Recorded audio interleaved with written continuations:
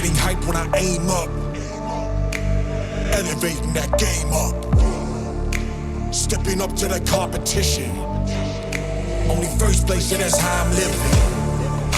I'm with it till they digging up my grave. Eating all the things up on my plate. Game face when I step up into place. I was born and when I watched me elevate.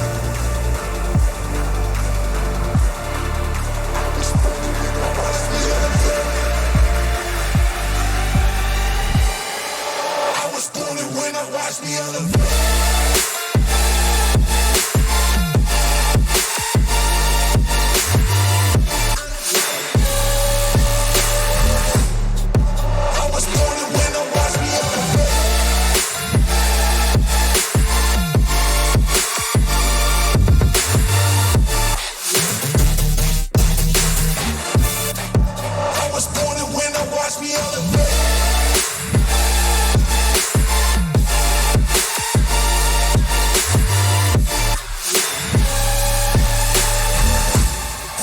I was born and when I watch me elevate.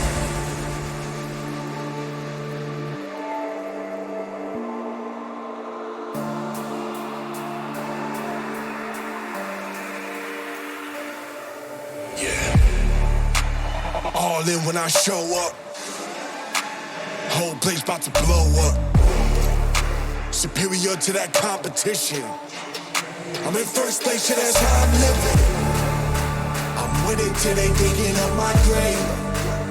Eating all the things up on my plate. Game face when I step up into place.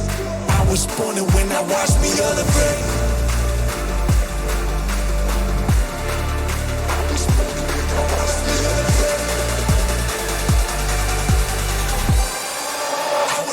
When I watch me elevate.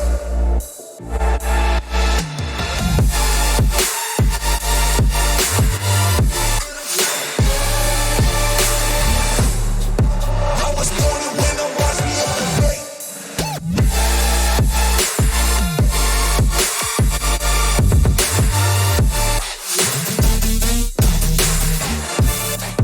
I was born and when I watch me elevate.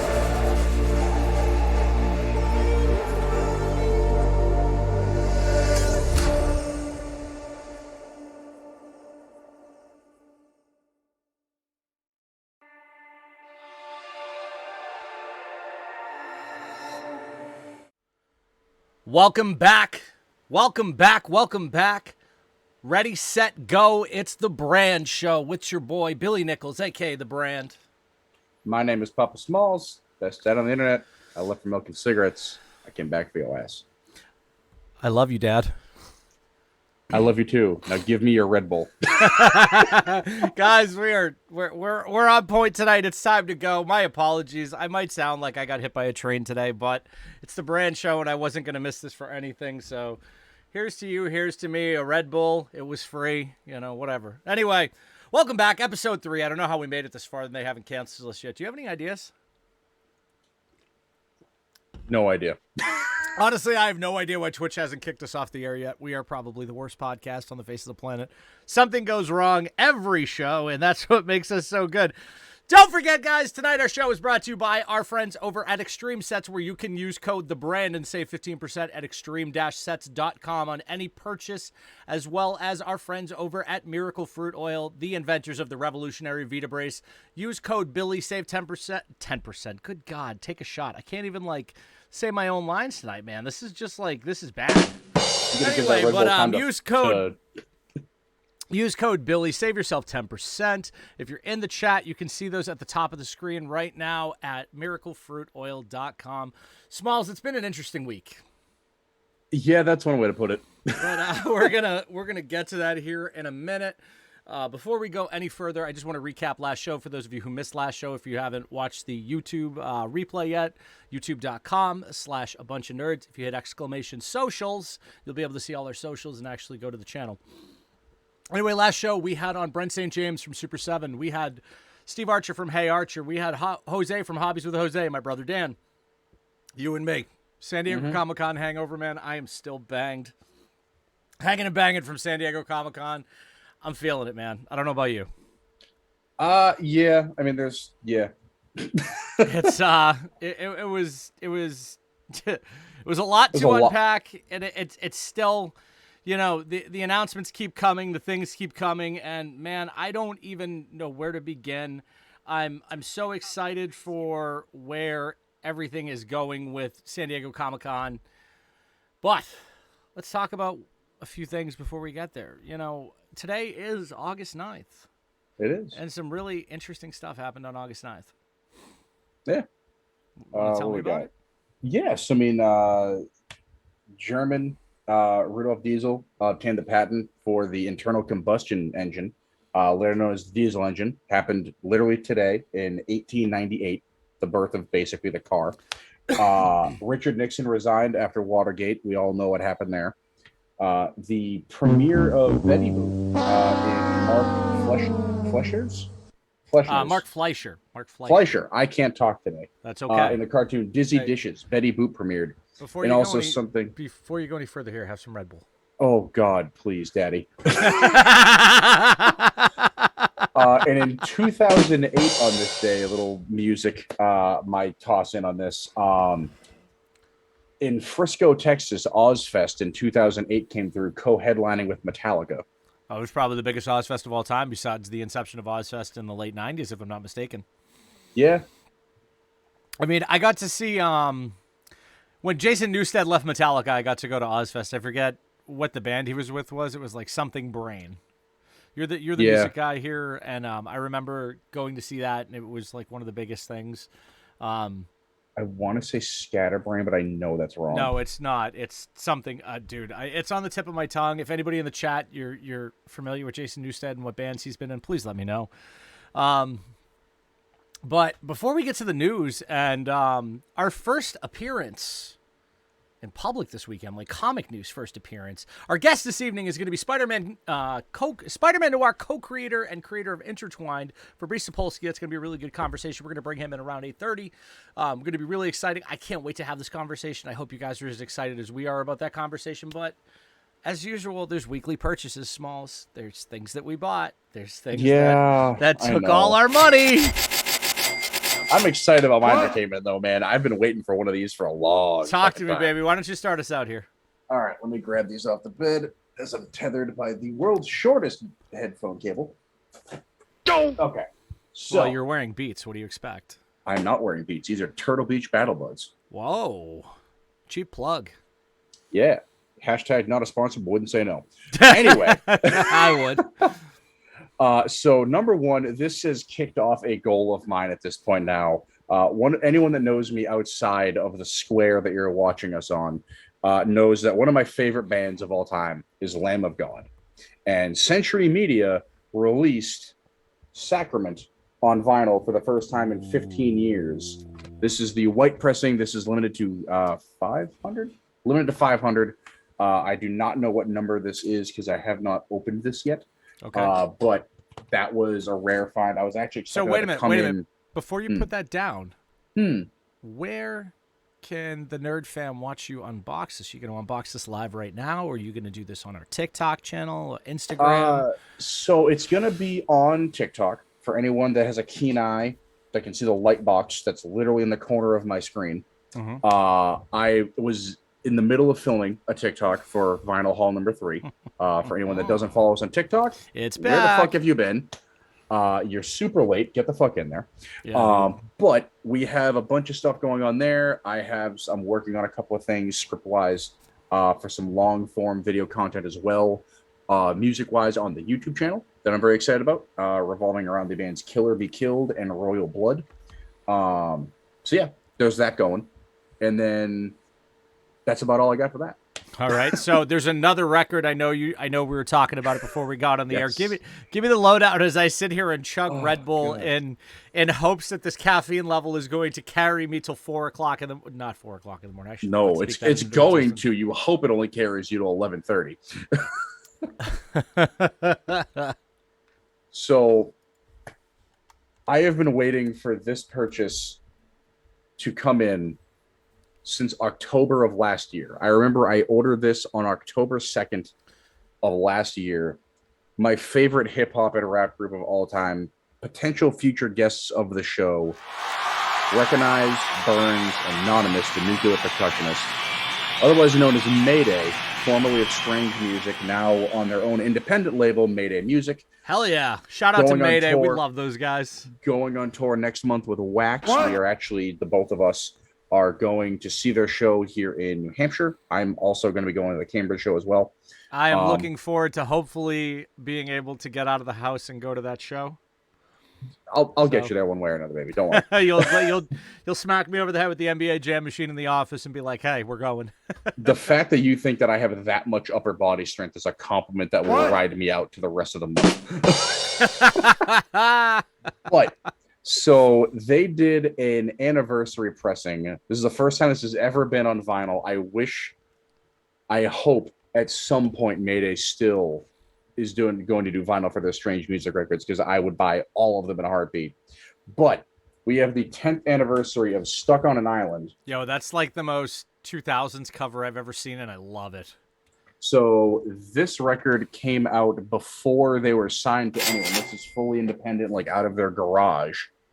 When they were still in Miami, it was their breakout record that really put them on the map in the Miami hip-hop scene. Smoke and mirrors, padded walls, no one's looking. There's a lot in here that just put them on the map. A lot of Miami legends in the hip-hop underground scene are on here as well.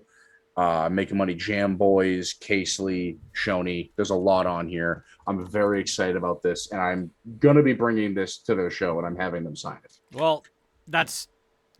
right, perfect lead in right there, my dude. What? Let me just break the glass and get into this one. It's about to go down. I'm glad you said getting things signed, because, man, let me tell you. You got a whole lot of shit signed. Like, too much to show this week. But a couple highlights from last week's purchases. Before I go any further, I want to give a shout out to Matt and Brian from the Major Wrestling Figure Podcast. Thank you guys so much for your time this past weekend. I very much appreciate you. I'll talk about you in the next segment, though. But let's get into this. First and foremost, since I mentioned Matt and Brian now, let me start out with these amazing Super 7s that I bought thanks to my good friends at Nick's Comic Strip. Nick's Comic Strip. I get all my comic books at Nick's Comic Strip. Nick, you owe me for that. So anyway, we had a signing with Matt Cardona at the shop this weekend, so I got this super amazing Matt Cardona Super 7 figure signed to Billy from the always ready broski himself, Matt Cardona. And then later that night, we were invited out to a lovely little gathering in Gloucester, and I'm going to talk about that in a few. And I got to meet Brian Myers as well. So the most professional wrestler himself signed this Super 7 for me. And both of them actually signed their ringside. For those of you who watch us on TikTok, you always know I sing the ringside song. So Sam Svegs, I know you'll get that. Crooney, I know you'll get that. The rest it's a nervous impulse for him now. And spending money with them. But anyway, we went to a small gathering, and at their gimmick tables, I bought their ringside exclusive figures. Now I'm trying to get one of Mark Sterling and referee John Cone, which both sold out. Excuse me. More wrestling, more money figures here. I know we talked about this one on the last episode because I had just ordered it on the last episode. I'm not the biggest AEW fan. I did say that. But I do like Jon Moxley a lot, and I was able to procure at retail, the Jon Moxley Shop AEW Chase exclusive. Basically, it's just they're taking like past Unrivaled figures. So this is basically, if you take my meaning, it's Unrivaled 2's pants with Unrivaled 5's head and Unrivaled 2's body. I'm a big Jon Moxley fan, always have been. Love what he does in GCW. He's fun to watch. Great figure. Very toyetic. Jazzwares is really stepping up their game. I know I gave Jazzwares a lot of shit when they first came out about their head sculpts. They've done a lot of good. I do have some other Jazzwares figures I did pick up this week, the Young Bucks Amazon exclusives. That Shawn Michaels Mattel Ultimate behind me too, but enough of them. Let's get to the main event because we talked about it in the last episode, and Super 7 was so good to me this week. I procured the New Japan Andre the Giant. I didn't have time to go in the case to get it. I did want to make mention of it, but let me get some music for this one, and let me just pull this one out because this is just holy shit. Sound your fucking purge horns, man. Your wallet is dead. Over this. Literally, I am going to sound the purge horn again because your wallet is going to if you are a G.I. Joe fan. Super 7 finally showing off their first Ultimate for the G.I. Joe line in the same sense that they did with Teenage Mutant Ninja Turtles. When they showed off Teenage Mutant Ninja Turtles, man, wow, my wallet went dead. I bought every one, every exclusive, everything. But this is the San Diego Comic-Con exclusive Cobra Bat that they just put out.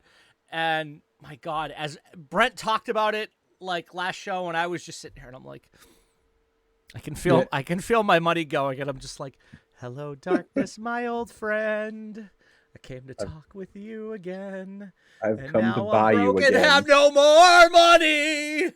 I can't pay my mortgage, and my wife left me. But it's okay. I did not come on here to be personally attacked today. Because I have G.I. Joe figures. Look at that.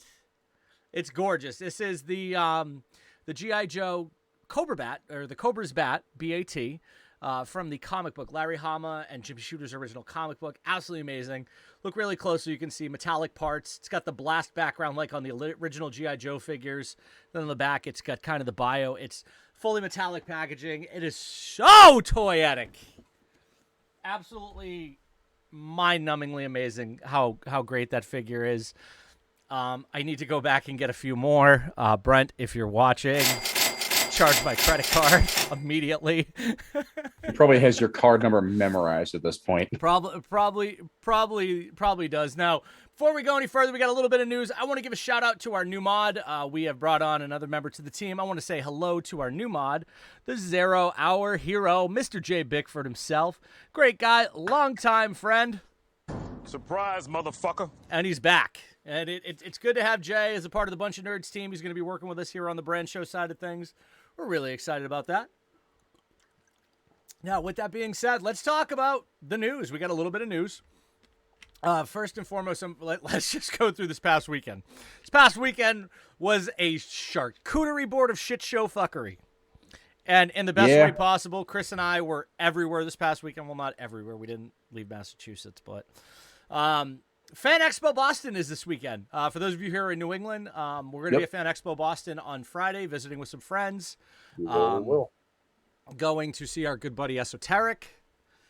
And I'm going to continuously adjust my hat. Because you are 12. Because I am 12. So we're going to go see our good buddy Esoteric this weekend at Fan Expo. So we're going to be at Fan Expo on Friday. Make sure that you guys, if you see us, stop by and say hello. Please give me a little bit of distance, though. And if you're wearing a fucking mask, keep it on. I don't want you to breathe on me, you scoundrels. Or I'll have to purge you. No, I'm kidding. Come and say hi to me. Just no hugs. Anyway, but looking forward to Fan Expo this weekend. We'll be there Friday all day.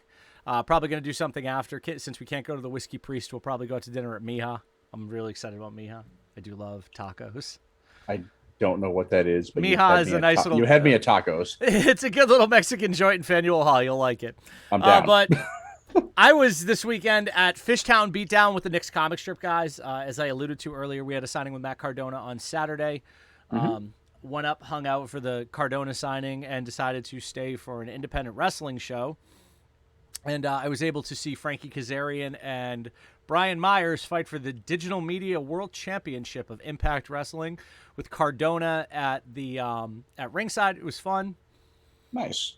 And then I got to see a bunch of indie wrestlers. It was interesting. Not really. I'm not really an indie guy. I don't go to indie shows much, but I'll tell you right now, the mud show the Outlaw Mud Show bullshit was amazing. And there was a mud show. No, well, it's a Jim Cornette reference. The Outlaw Mud Show bullshit. It was a lot of fun. It was ridiculous. I saw Deathmatch Tony's last match left his boots in the ring, which is a sign of respect from any wrestler as they retire. But I want to give a shout out to Leo Sparrow, who I offended when I said he wasn't the best match of the night, that I was really enjoying Deathmatch Tony. And I forget who Deathmatch Tony fought. Good God. You couldn't hear anything over the speaker. So, like, if you ever watched old WCW in chat, I know some of you have, but you're watching and you hear, that's what the whole night sounded like. And I'm just sitting there and I'm looking at Nick and I'm looking at Chris and I'm just what I'm pressing the what button since you can't hear it. But it was in a hockey rink, which Made no sense to me, but it was fun. It was 1,000 degrees, but Chad Epic runs a good show, so whatever. It could have been inside of a Denny's. I mean, dude, I would go to a hardcore show in a Denny's. Why not? I've been to a hardcore show in a Burger King and a Pizza Hut. That is the most epic thing I've ever heard in my life. But speaking of shows, this weekend, you were at Friends of the Show. You were at a show. You were at Friends of the Show, Joey Valance and Bray's show in the Palladium. I was, yes. That was show 2 of the weekend. I was doing my thing as I typically do. For anyone that doesn't know, I am also a photographer alongside Billy. Doing live music for magazines, publications, and bands personally, all around the country. Typically, when they come to New England, I've done festivals as well across the country. But I did Joey Valance and Bray at the Palladium in Worcester on Saturday. It was a phenomenal show. It is very, very rare that a fully independent artist is able to sell out the upstairs of the Palladium for anyone that knows that venue. But it was really interesting because there wasn't any advertisement for who was opening for the show. So we all assumed it was just Joey and Bray for 3 hours. And there was like a psych indie, like heavy version of like Death Cab for Cutie that opened that were really good. And then there was, the best way I can describe it is if Pierce the Veil grew up with Bullet for My Valentine and Iggy Pop as their main influences, doing a cover of I'm Not Okay, I Promise by My Chemical Romance, opening up for a hip-hop show. That's crazy. And it was weird, but it worked. And I'm perfectly fucking okay with that. Okay. But I shot that show. It was great. I met them after the show. Talk to them about some stuff. I actually had them sign you something. Oh God, do you want to show what you had them sign? Yeah, let me grab it. Hold on. So guys, while Smalls is grabbing this because it's the funniest thing in the universe what he did, I'm just gonna talk really quickly. I didn't know that Funko bought Mondo, so I'm a little shocked by that. We have a new segment, but we're gonna cut it a little short tonight because we're so excited to have Fabrice on. It's going to be a good time. Anyway, but what did you get me signed? So one, I have stickers for you if you want. Woohoo! Stickers! I can put them on the side of the case. There you go. I had them sign my ticket. Okay. And then for you, because I bought myself a shirt, and I know it's not going to fit me yet, and I don't know if you would fit into a 2X. I would fit into a 2X. Yeah, well, I wasn't sure. So I took out some extra cash thinking I was going to buy a drink, and I literally had them sign a $5 bill. Joey did his artwork on Abraham Lincoln. I am going to frame that. I am such a big fan of those guys. I love Punk Tactics. It's one of my favorite songs right now. So we're going to leave some of the news to our next segment. Because our guest tonight, for those of you who don't follow comic books, has worked for DC, has worked for Marvel, has worked for Image. He owns his own publishing company, FairSquare Comics. Fabrice Sapolsky, co-creator of Spider-Man Noir, creator of Intertwined, Lady Bird, so much. And we're going to let him just go in detail about everything he has worked on. We're literally going to let this be one big infomercial for independent comics, which is what it should be, because y'all should be buying independent comics. You should be supporting independent creators like you do us. But one thing I do want to talk about before we get there is I just want to give a quick FU to Mattel. The way you are pushing on Mattel Creations is just disgusting. We have Matty Collector 2.0 for anybody who, like me, is a Masters of the Universe collector. And I'm frightened for collectors that we're going to have to end up buying most shit on eBay. I know everybody's been having a nightmare this past week with the Goldberg pre-order from Amazon getting pushed back. Everybody complaining about their Shawn Michaels Ultimate figures not getting put into boxes properly and actually shipped correctly. So that's something for another day. We're going to actually probably do a whole collector special in the near future. But guys, when we've already announced next show's guest, and when you hear who it is again, dude, you guys are going to go shit. Excited. Yeah. I'm you guys so are gonna excited. Go. I mean, listen, I'm excited for every guest that we have linked. It's insane who is on this guest list. I know. Like, this guest list is better than most podcasts ever will get. And yeah, that's a shot from probably the smallest podcast in the world. Deal with it. Anyway, guys, it is 8:25. We're going to go get ready, get our special guest in, and we're going to lead off discussing HBO. I want his opinion because as a creator, I want to see how he feels. But we're going to start out tonight. We're going to talk about HBO Max and their restructuring because of the Discovery merger. So hang around. We're going to be back in just 2 to 3 minutes here. We're going to bring Fabrice in with us, and we're going to get this night kicked off. My name is Billy. My name is Chris. We are The Brand Show. Stay tuned. We will be right back.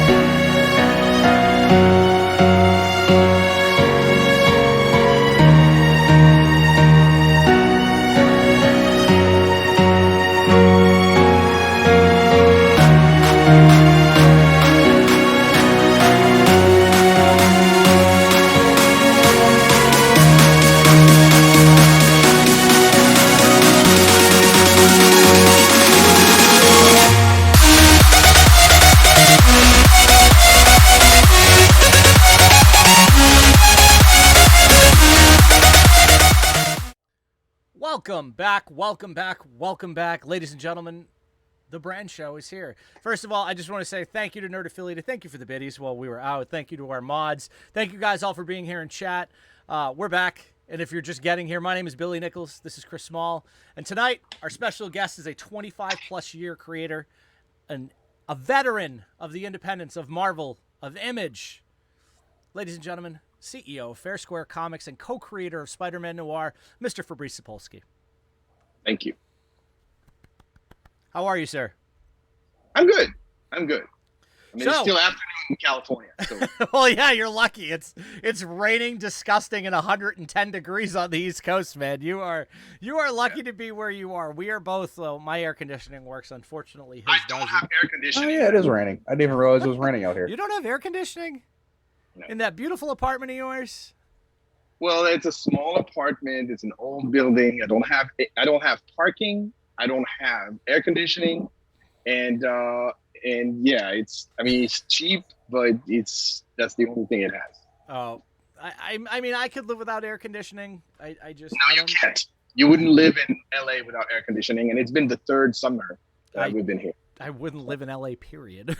I But- can't, dude. I just- like summer. I I like like snow. I like the heat. I'd much rather it be. Give me 40 degrees and sunny year round. I'm chilling.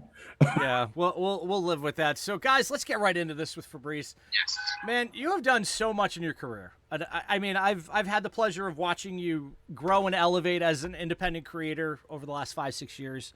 I remember when I first met you, and God, first conversation was I remember telling you how much I enjoyed Spider-Man Noir, and here I am now going back through the graphic novels I kept after I left my comic book collection behind, and remembering this wonderful conversation when Will Torres walked me over to your booth at, I think it was New York Comic Con, or it was in Chicago. It was one or the other. I don't remember which one it was, but It was not Chicago.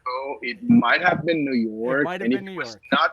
and if it was not New York, it probably was Boston. Okay.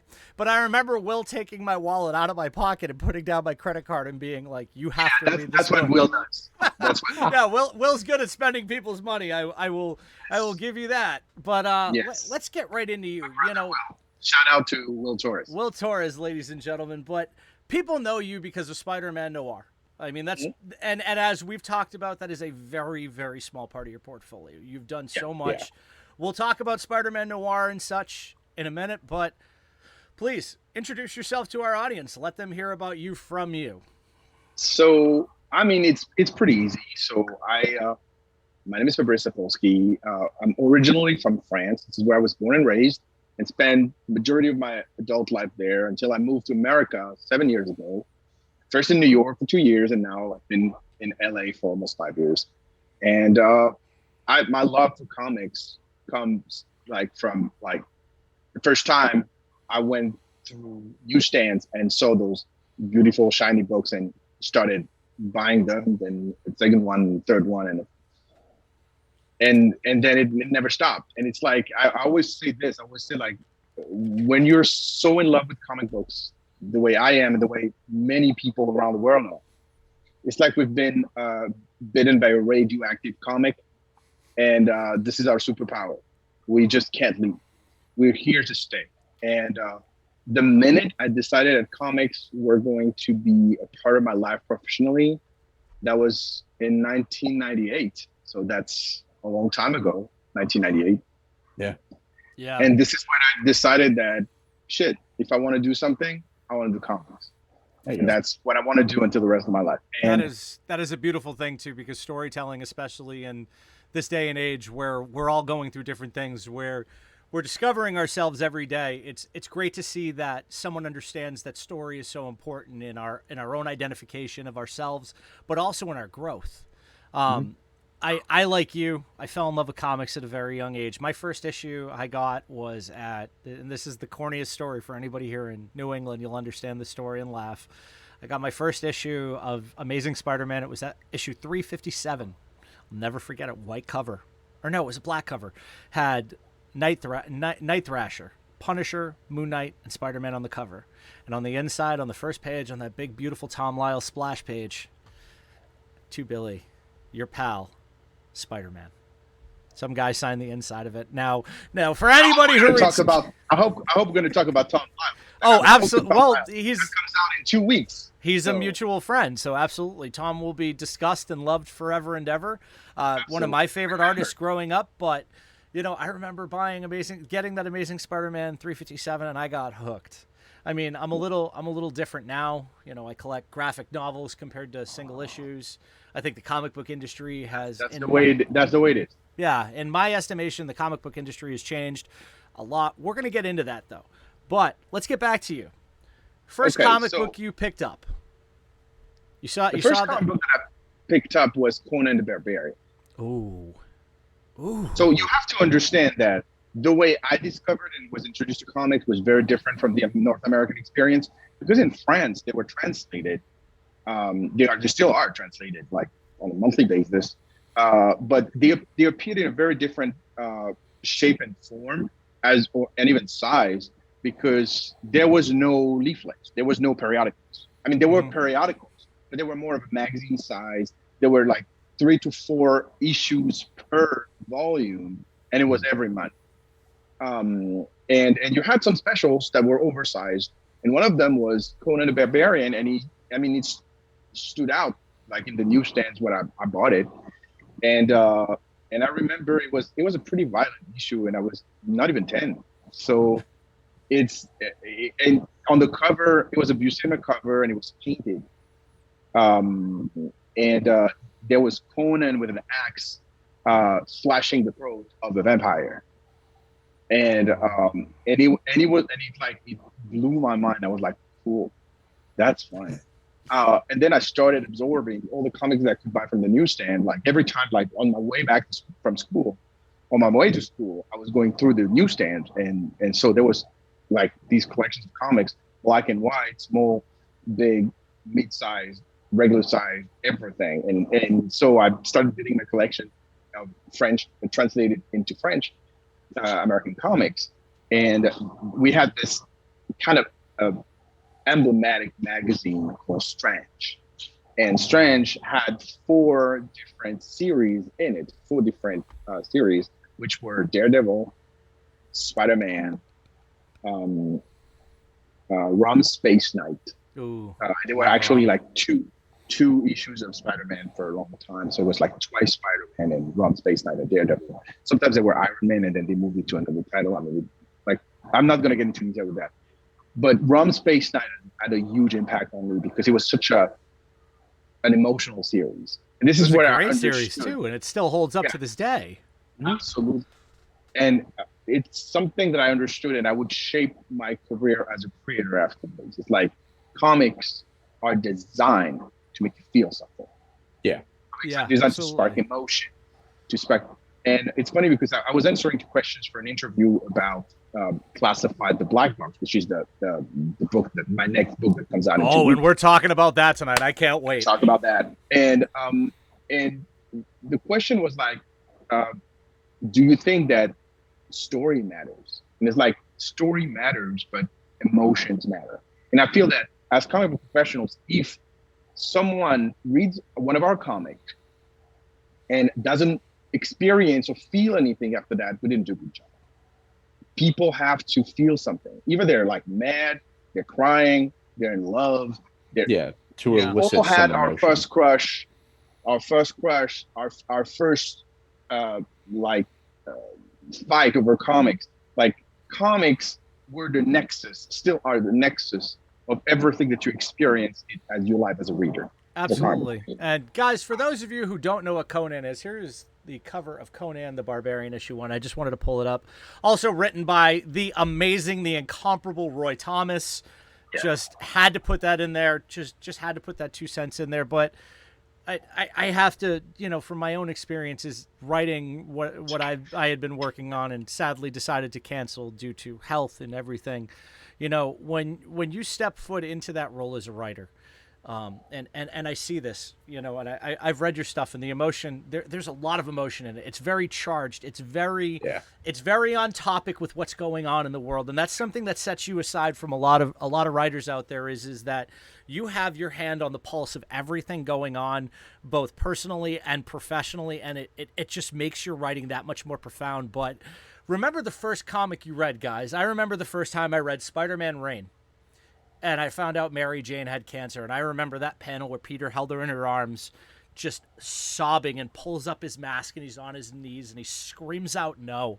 I remember the first time that Al Simmons became Spawn and he went for Wanda, and you just see that panel that Todd McFarlane inked where he yells Wanda and it goes across the page.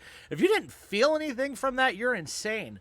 Like, we're going to talk about Marvel in depth later, but on the opposite side of Marvel, the cinematic universe has, I think, touched everybody. Whether you have a comic with Marvel like Fabrice, or if you're like us and you're just somebody who goes to the movies on a Friday night with your wife or your boyfriend or your girlfriend or your husband or your significant other or just your friends, and you felt something. Every time I saw Endgame in the theater, I cried. It was painful. It hurt you because you knew what was happening, and you see that end scene, and well, it's been 5 years, so if you haven't seen it, spoilers. When Iron Man gets the gauntlet and you just see it going down his hand and cascading, and it stops at his heart. Like they wanted you to look beyond the gauntlet. Oh, yeah. And that's something that, and I'll say this, and Fabrice, I know you will agree with me, that is something that is so lost in current comic books, is that emotion, is that feeling, is that little detail. Well, I don't think so. Maybe on the ones you've read. Yeah, maybe what I've been reading kind of sucked, but I mean, except for Hickman's X-Men, I think Power of 10 and House of X really brought emotion and deep-seated thinking back into X-Men. I didn't think X-Men had that since Mutant Genesis, personally. I didn't think anything had felt right, but those little small details you're supposed to be looking for, like the power, the Infinity Stones going into his hand, and you're not supposed to listen to him saying, "I am Iron Man," and snap his fingers. You're supposed to be looking at him. You're supposed to be looking at what's going on behind him, the ambiance of what you're seeing, and you're just like, yeah, it's all the little details that build up to an emotion that you're supposed to feel, other than what's immediately present in front of you. And having read way too many Marvel comics, too many DC I mean, I think Batman still has that deep, gritty emotion, but, I think Scott Snyder did a great job with Batman. It's Scott Snyder, though. He could literally take on any character and make it good. I feel like in a lot of mainstream comics that emotion was lost. But, well, that's why there are so many other comics. Which leads us into you and more of you. We're going to take the shortest amount of time on this in history because it is literally this much of your portfolio. So yeah, there's a lot. We're gonna start off with what everybody knows, and we're gonna let you talk about it. We have our talking points, but we're gonna let you talk about. Let's start with Spider-Man Noir. Tell us about Spider-Man Noir and our chat about Spider-Man Noir. Let's be honest. Before Spider-Man Noir, I was not a creator.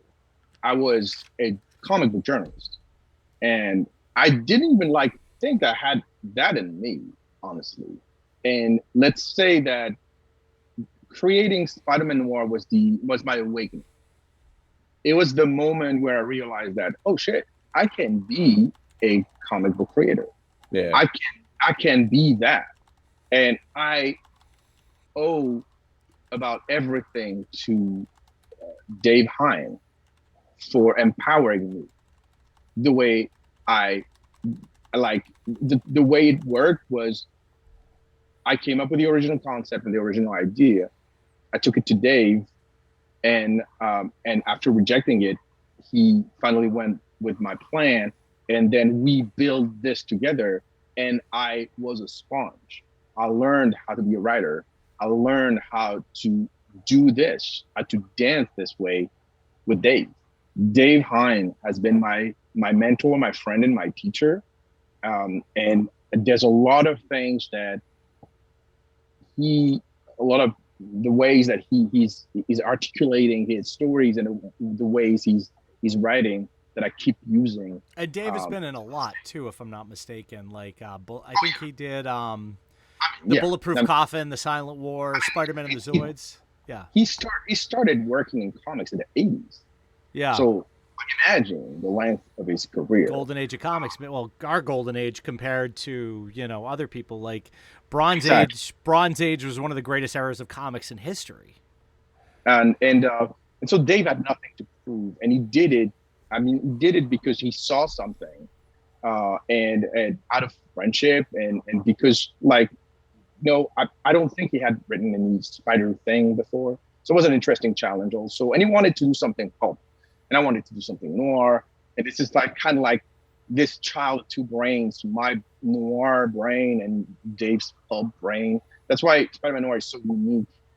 It's a character that blends two different genres together, and it could be like Fire and Ice, but it's not. It's working really well in the context of how we wrote it, and especially with the social and political subtext that we both wanted to put in there. I guess we're uber progressive, both him and myself, and we got along, and we had this understanding that this book had to be charged.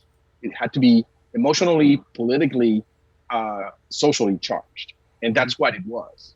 Up until Marvel decided to change brackets and erase everything. So it's been a fun ride, and I'm glad that people are still treasuring or remembering those 9 issues in one graphic novel that I did with Dave. But that story, for me, that story is over. It's a piece of your history, though, which is, and any creator will say that to you. My origin story. Like, Yeah, it's my origin yeah. story.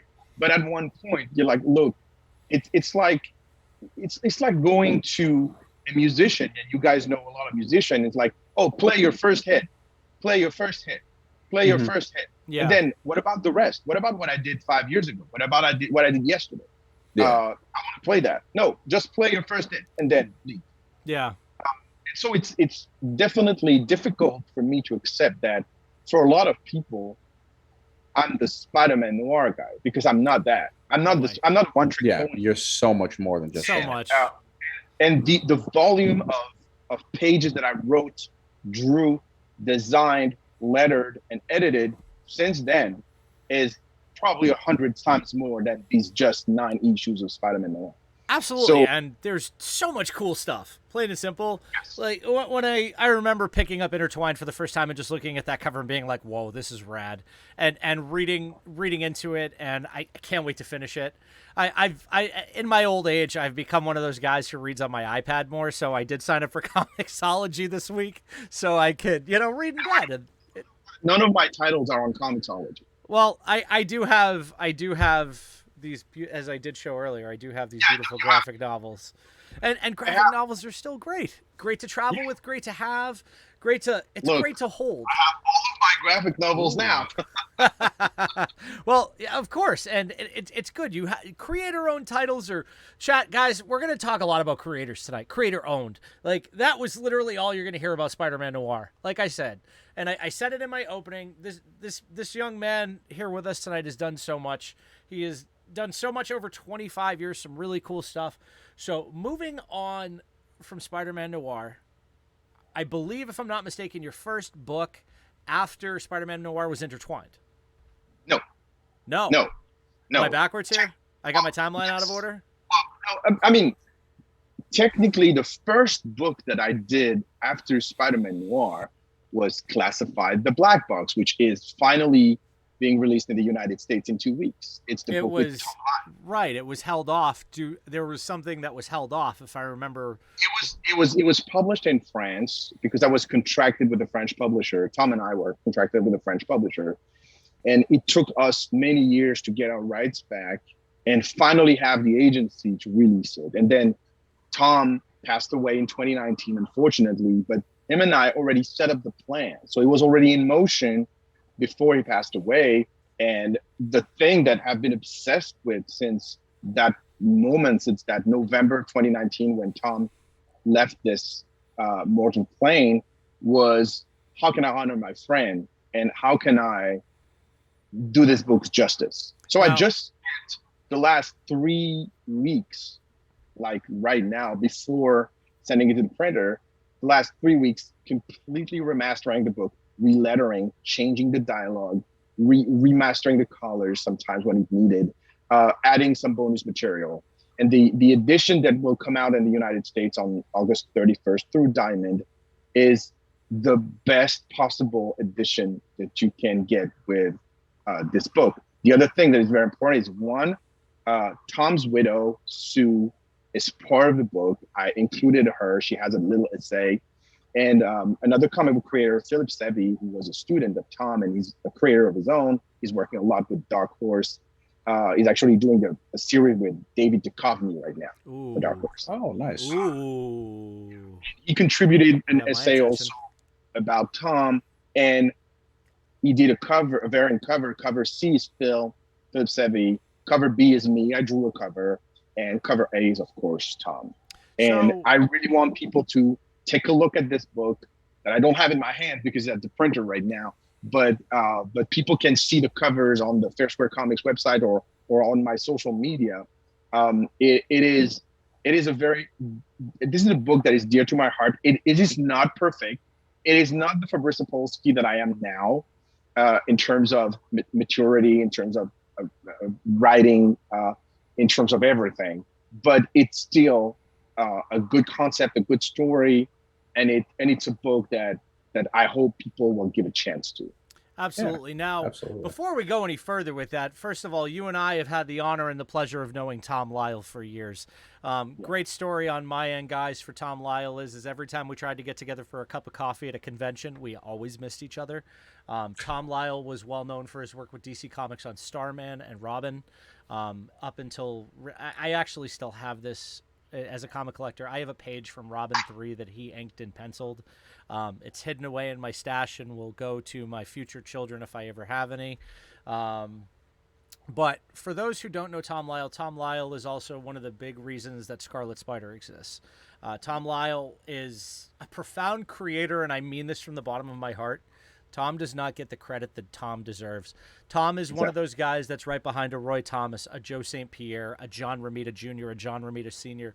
What Tom did for comic books during his time in the industry and what he did for students as a professor of art and art history and so forth like that post his career with Marvel and DC is more than most creators will do it in their life, and he deserves to be remembered the way guys like Alan Bellman should be remembered, the way that guys like Joe Simon should be remembered, Jack Kirby should be remembered. Everybody needs to remember comic books didn't happen because of just Stan Lee. There were so many role players in this, and you got to think of the 52-man roster with a football team. Every one of those 52 guys meant everything to the team. Championships were won because of guys like Tom Lyle, and I will take that to my grave, and I will argue that all day long. Yeah, and there's another thing, and that's very important, is that people don't know that Tom did a creator own, the one that he did with me, and so it was that important to put this book out, so that the legacy is being kept alive. Yeah. So like I didn't do it for myself. Yes, I wrote this book, or I would say like I wrote a part of this book because midway through the book, Tom was like had the authority because of his experience. He said like, stop with your full script shit. I want Marvel way. So I started writing page breakdowns with the basic story, and he would illustrate it, and then I would add dialogues the same way Stan Lee would do with Jack Kirby, which was for me a very frustrating and terrible experience, but it made Tom very more comfortable with approaching the story. So in the end, it became our project rather than just my project. And this is something that you'll learn when you're a creator, is that you cannot have an ego when it comes to creating a book, because a book is a product of, it is a collective project. It's by design, comics are collaborative, and you have to learn to share, because the artist, the letterer, the color artist, the writer, they're just as equally important. Yes, one people may have had the first idea, but that idea is nothing without the other people. Yeah, So exactly. it's very, very important that a comic is not viewed as the product of one person, but the product of a team. Yeah, this is a team, like we were saying. But with that, let's talk about Classified. Let's talk about Ollie Troy. Let's do this. Okay, so Classified is a collection. Classified. So when it was first published in France, it was just Black Box. But then when it came to publishing it in the United States, I decided to put together a collection where the Black Box would be part of the Classified collection. And the Classified collection is a collection that highlights thrillers, mysteries, historical fiction, a lot of stuff that I really like. And the first book that we published in that collection was a book called Jaeger, written and drawn by an incredible talent, another one, Ibrahim Mustafa, who's a creator from Portland. Cool. And I've known Ibrahim for many years. I mean, he worked at Marvel, worked at DC. He wrote and drew James Bond. Ooh. He's a James Bond fanatic. So now you're giving me I grew up with James Bond. Yeah, I mean, if you want to have Ibrahim at one of your shows, like absolutely, yeah, we can make that happen. We can make that happen. But Smalls, we're gonna have to buy a couple of these on the company card. Oh yeah, absolutely. So Ibrahim had this series called Jaeger that he did as a webcomic years ago, but that was never printed. And so I called him up and I said, like, look, can we do this together? I want to launch my collection, and we're friends, and he trusted me, and it ended up being a beautiful partnership because it launched the Classified collection, and it was an instant success. Like, the book is almost sold out. I think we have like 40 issues left at Diamond. Yes. And so it's great. And then it was a perfect lead off for the Black Box. So Classified Jaeger came out in June. Classified the Black Box comes out in August, late August. And we're gonna have 2 more Classified next year that I can't talk about yet because the contract is not signed. We're gonna have two more of that. And what we're doing, this is where it's different, maybe from other publishers, is that Classified Jaeger and Classified Black Box are they're periodicals, so they're direct market exclusive. You can only find them in comic book stores and online. They're square bound, they're deluxe. They have like great values, great production, and they're between 60 and 80 pages each for $13. And you have what? $13. Wow. You're charging that little in this economy? I mean, believe me, I'm charging more than competition already, but I want to keep it accessible. So that's what we're doing right now. And even though the cost of paper, the cost of production has like gone through the roof in the past 6 months, we're still trying to keep it accessible for people because we're also very much aware that we're a small publisher and we're trying to get our footprint. Just for the record, I did just ask my shop if they're getting it. Yeah. I mean, chances are if they're late to the party, there's no more Classified Jaeger for them. But there are still issues available of Classified the Black Box because I overprinted a little bit. So I'm pretty sure the shop we deal with, Nick's Comic Strip up in Danvers, Massachusetts. Nick is phenomenal about small creators. He was one of the first shops in the country to pick up Philadelphia. Really, there's no small creators. There's only creators. Okay, well, he's good with independent books. How about that? When Jason Sean Alexander was shopping Philadelphia before Image picked it up, he literally had already signed on to get it. So I think also reading our chat, it's super noble that you're keeping this accessible to folks. And I love that so much. I love the synopsis that I read on FairSquare about this book, about Ollie Troy working as a historian in a White House storage facility that's secret somewhere in Maryland. Thought he'd never exists. And this is like right up my alley. This is something my wife would pick up and read because it's like what lies beneath the comic book. This is amazing. Yeah, it really is. Like, shut up and take my money. Take it all right now.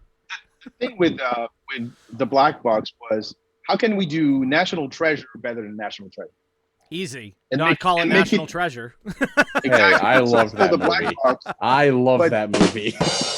But it's called the Black. Well, because it's. I mean, I'm saying this because it's the closest thing to what people can expect when they read the Black Box. It's lighthearted. It's not like super deep, but it has like very important themes, and it deals with moral questions, which is also what Yeager did in another setting. Yeager is like the Cold War, post-World War II thing, spy thing. There are spies in the Black Box, but the main attraction is not spies. Is this group of outcasts? This group of outcasts that find a music box that, instead of playing music, has been recording every conversation in the White House for 200 years. What? And so the mysteries were, okay, so what's in the box? Can we Yeah, get I'm buying somebody this. Can we get somebody from Netflix on the phone immediately? This is a I need Netflix this. series I need already this. written. Like, And holy it was shit! written in 2011. This Oh, is it's so good. Netflix, What? if you're watching, Netflix, Yeah. Hulu, hit up somebody Fabrice. call us. My phone number's listed on my LinkedIn. Please, let's get you guys in touch. Black Box. Okay, that's not the Black Box. So yeah, so technically, to go back to your initial question, that's the first thing that I did after Spider-Man Noir, but it only comes out now. But that's so great that we that's get a this hell now. of an intro, though. That's a time bomb. That's just amazing. That's a phenomenal intro And after getting but your foot in the door. That's wild. Even that posthumously getting the problem, more Tom problem is Lyle. well, we can't because of course we unfortunately we don't have Tom Lyle No, anymore. but this is Tom Lyle with this too, which is Oh great. yeah, absolutely. And his spirit is all over the book. And let me tell you, this is also like I think there are preview pages on our website. This is Tom Lyle the way you've never seen him, because we have another gentleman on the team, and his name is Seb Lamion. He's a color artist, and he colored directly from Tom Spencer. There were no inks, and Tom has never been seen like that, and he loved it so much. It's like I'm a new artist. It's like it's something completely different. Nobody has seen that before. That a few years later, he was asked to do a short Batman story, and he said to DC, "Can I have Seb as my colorist?" And they said, "Sure." And he did this story, which is largely confidential. Like very little people know about this short Batman story that Tom did. But he did that story, and Seb was there with him, and they were quite a pair. It was really phenomenal. So after, unfortunately, Black Box didn't have a sequel because, I mean, I'm not going to get into detail of what happened with the French publisher, but let's say that they overprinted because the distributor told them that it was going to be a huge hit, and then was not a huge hit, and so they had a bunch of books that nobody wanted. The market like flipped, and we never did a second volume, and much to our demise, but this thing happened, like what you're not in control. And this is what also added more fuel to the fire and said like, okay, you really have to go create your own. And then my next project was actually One Hit Wonder. For people who don't know One Hit Wonder, It's a spy story, if I'm not mistaken, right? absolutely not. It's a Hitman story. Ah, okay. Right up my alley, because I'm a big fan of Mr. Agent 47 himself. One Hit Wonder is the story of a child actor who grows up angry and become a hitman for the mob. That's a story if I ever heard one. Good. What? Goddamn. Did you say a child actor who grows up to be a hitman for the mob? What? Because he grows up very angry. Wow. I mean, I was an angry child. I just grew up to be somebody who bitches on the internet. But shit, please do tell. Yeah. And this is quite an interesting story because, I mean, this is the FairSquare Comics edition of One Hit Wonder, but the book was originally published in issues at Image. We did 5 issues at Image, and then Image gave us the kiss of death and refused to trade. The reason behind that is the book was late because the first 2 issues had been penciled by Ariel Olivetti, who is a huge star. Huge. And Ariel had to leave the book in the middle of issue 3, and he had done like about all the layouts were done and about 10 pages of pencils, but he never completed issue 3, which we had to redo completely because he had personal issues that he had to deal with and were urgent. He couldn't like stay on a creator when he needed money. So he went to Dark Horse to Conan at the time when Dark Horse had Conan. And so I was left without an artist. And so I hired another artist who was slow, very, very slow. And this artist ended up leaving me for a book at DC, which made me hire a third artist. And as a result, telling my story with Canton, ladies and gentlemen. He really is. And Yeah. and after like a year and a half of suffering of trying to retain artists, I just ended up issue 5, which came out 9 months after it was originally planned, and I was exhausted and I just wanted out. It was a very bittersweet experience, my first creator own. And so after that, when Image said, no, we're not going to graphic novel, we're not going to trade. And of course, I had all this money that I spent on all these artists trying to make it work, and it did not. I mean, the first issue sold pretty well. I mean, it sold like 11,000 copies. That's pretty So good. That's pretty really good given Image. I know Image's print numbers are low besides Spawn and Savage Dragon. Well, now, but it was in 2014, and Spawn was really not there. Yeah, so I Spawn mean, it was was kinda dead in it was still like in the 20s or something, 20,000.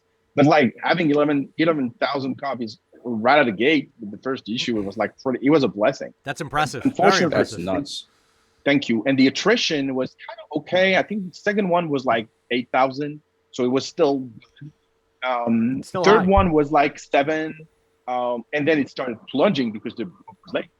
So when we finished the last issue, I think the last issue was 3,500. By today's standard, by the way, 3,500 is a good number, but in 2015 it was not. And so I was exhausted. I wanted out. I didn't even fight. When Image said like we don't want it, I said like okay, let's put that in a folder and let's lay it to rest. So here's what I then- don't understand is Image is a powerhouse now.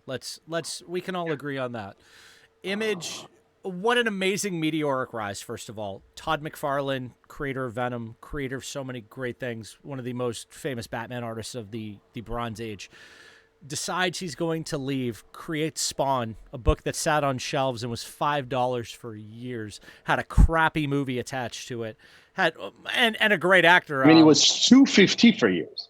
Yeah, and it was just, but it was a well-written book. It had great art. It was overzealous. It was over the top. It was very 90s. And you watched Todd McFarlane. You watched Eric Larson. You watched Jim Lee. You watched that guy who can't draw feet, whose name I won't say on this show that I can't stand, all decide to leave their, and Mark Silvestri too. You watched all these guys leave and create this company and right to the fucking moon within 10 years. I don't understand how they couldn't look back, like anybody who's been in that company, and see how the creative process goes, because Todd McFarlane at one point got to a point where he said, fuck it, I'll do it myself. You know, Yeah. I mean, Yeah. and you'd think... And I respect Todd. I know him very little. Tremendous human being. I love him. I met him a few times, and I interviewed him a few times also. But I've been taking a lot of advice from him, like. And I create the same way he said he was creating companies out of rage. I'm creating comics out of rage. The rage to survive, the rage to exist, the rage to show that despite the fact that I'm a damn immigrant, I'm a minority, I came from nothing, but I have the will. But you're awesome. All of that stuff is your hero story. That's what makes you Hero story, but Yeah. at heart, I'm still an 11-year-old that lost his dad and wants to find his way in the world, and it's a very important part of me. Yeah. Because you know, when you grow up with that rage and that fire inside of you, so like look. I always say this. My dad only gave me one thing, his name.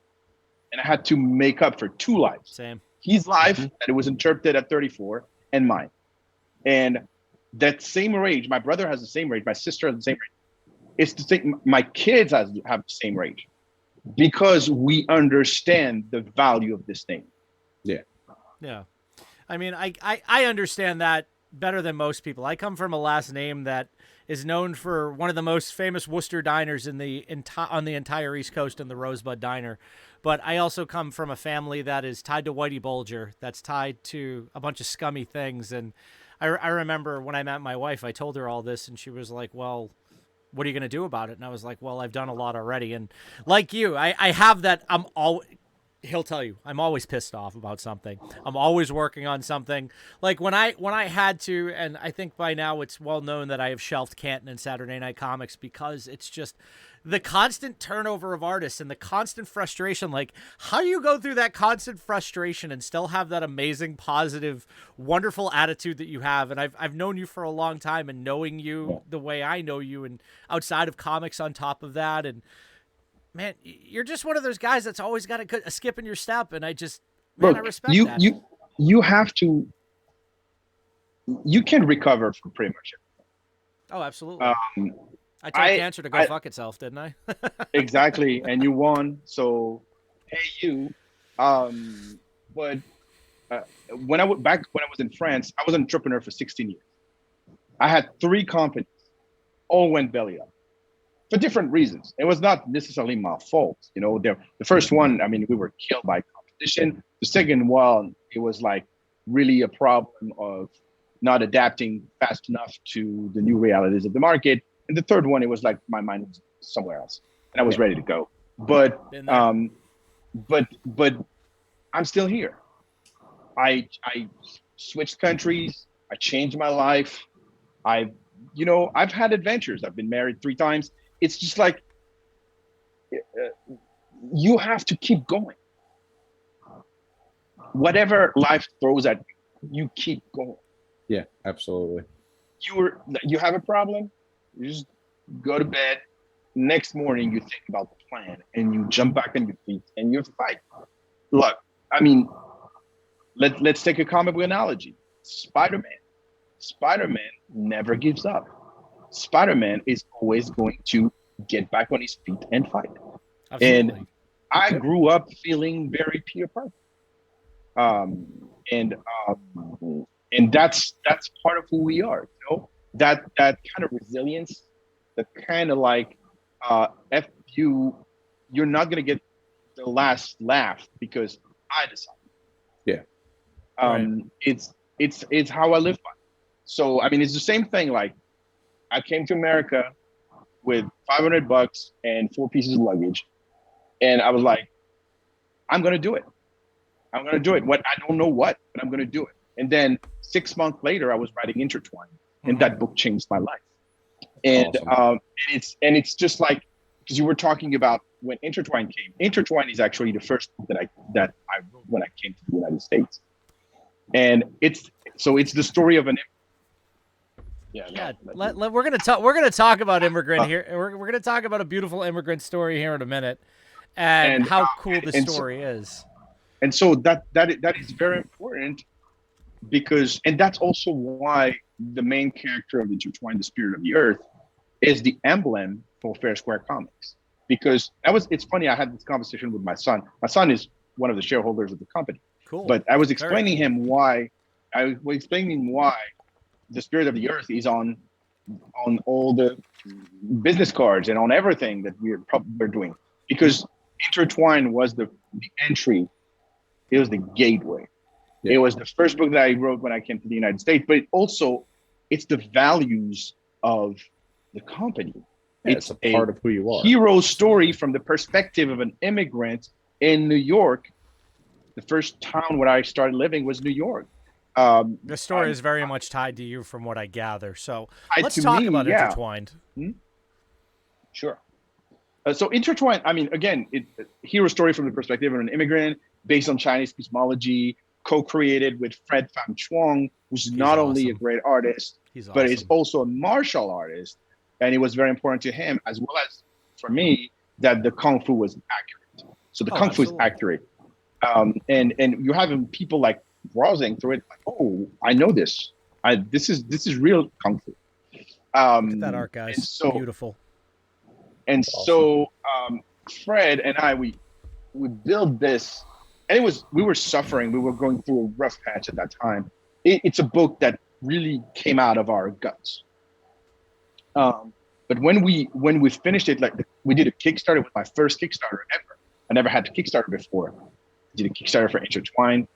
We got $13,000, and then we got lost into this thing because we had no experience. Like, how do you deal with print?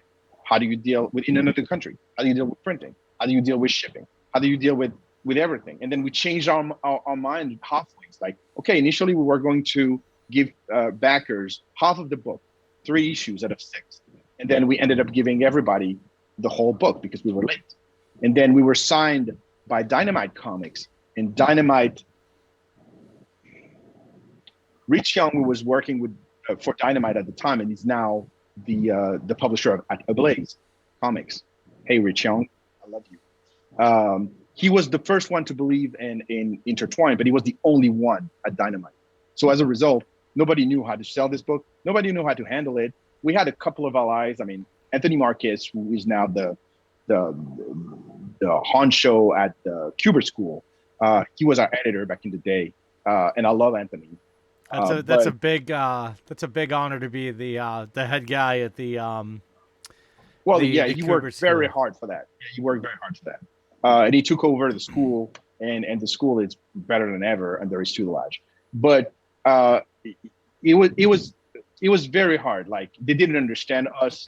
We felt betrayed when the book was released late because they forgot to send it to the printer, because the solicitations were not right, because when the issue 1 came out, they were like giving away the variant cover at New York Comic Con. Well, the book was not even released. There was a lot of things that went wrong. God damn it, Dynamite. And we had to wait until the 5-year deal lapsed so that we could get our rights back. And in 2021, we republished the book with this new beautiful cover. Yeah, show us that cover again, please. Hold that up. Dude, the artwork is blowing my mind. It's so good. Just because I'm a shill, where can our audience buy this book?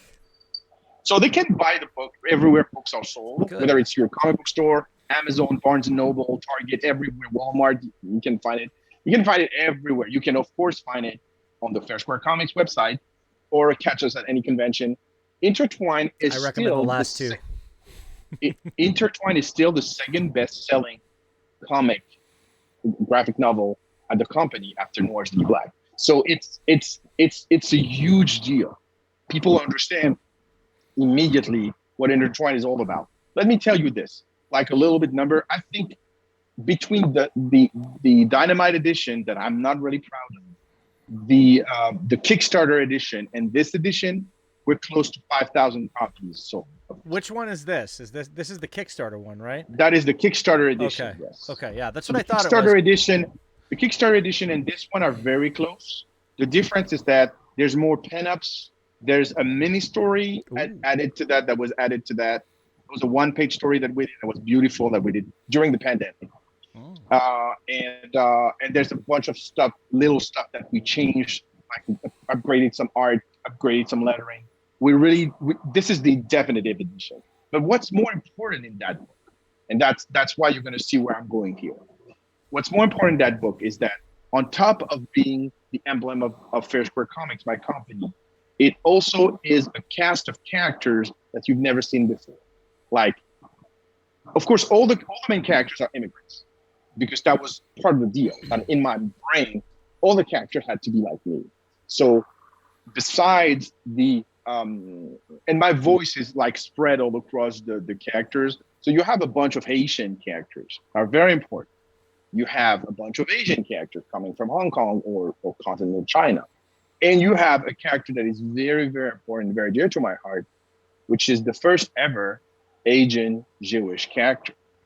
And that character is the center of the new Intertwined spinoff that will be released in 2023.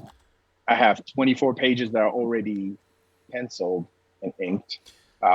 five covers already. And it's going to be beautiful. And it's going to be called Intertwined, the Last Jewish Daughter of Kaifa.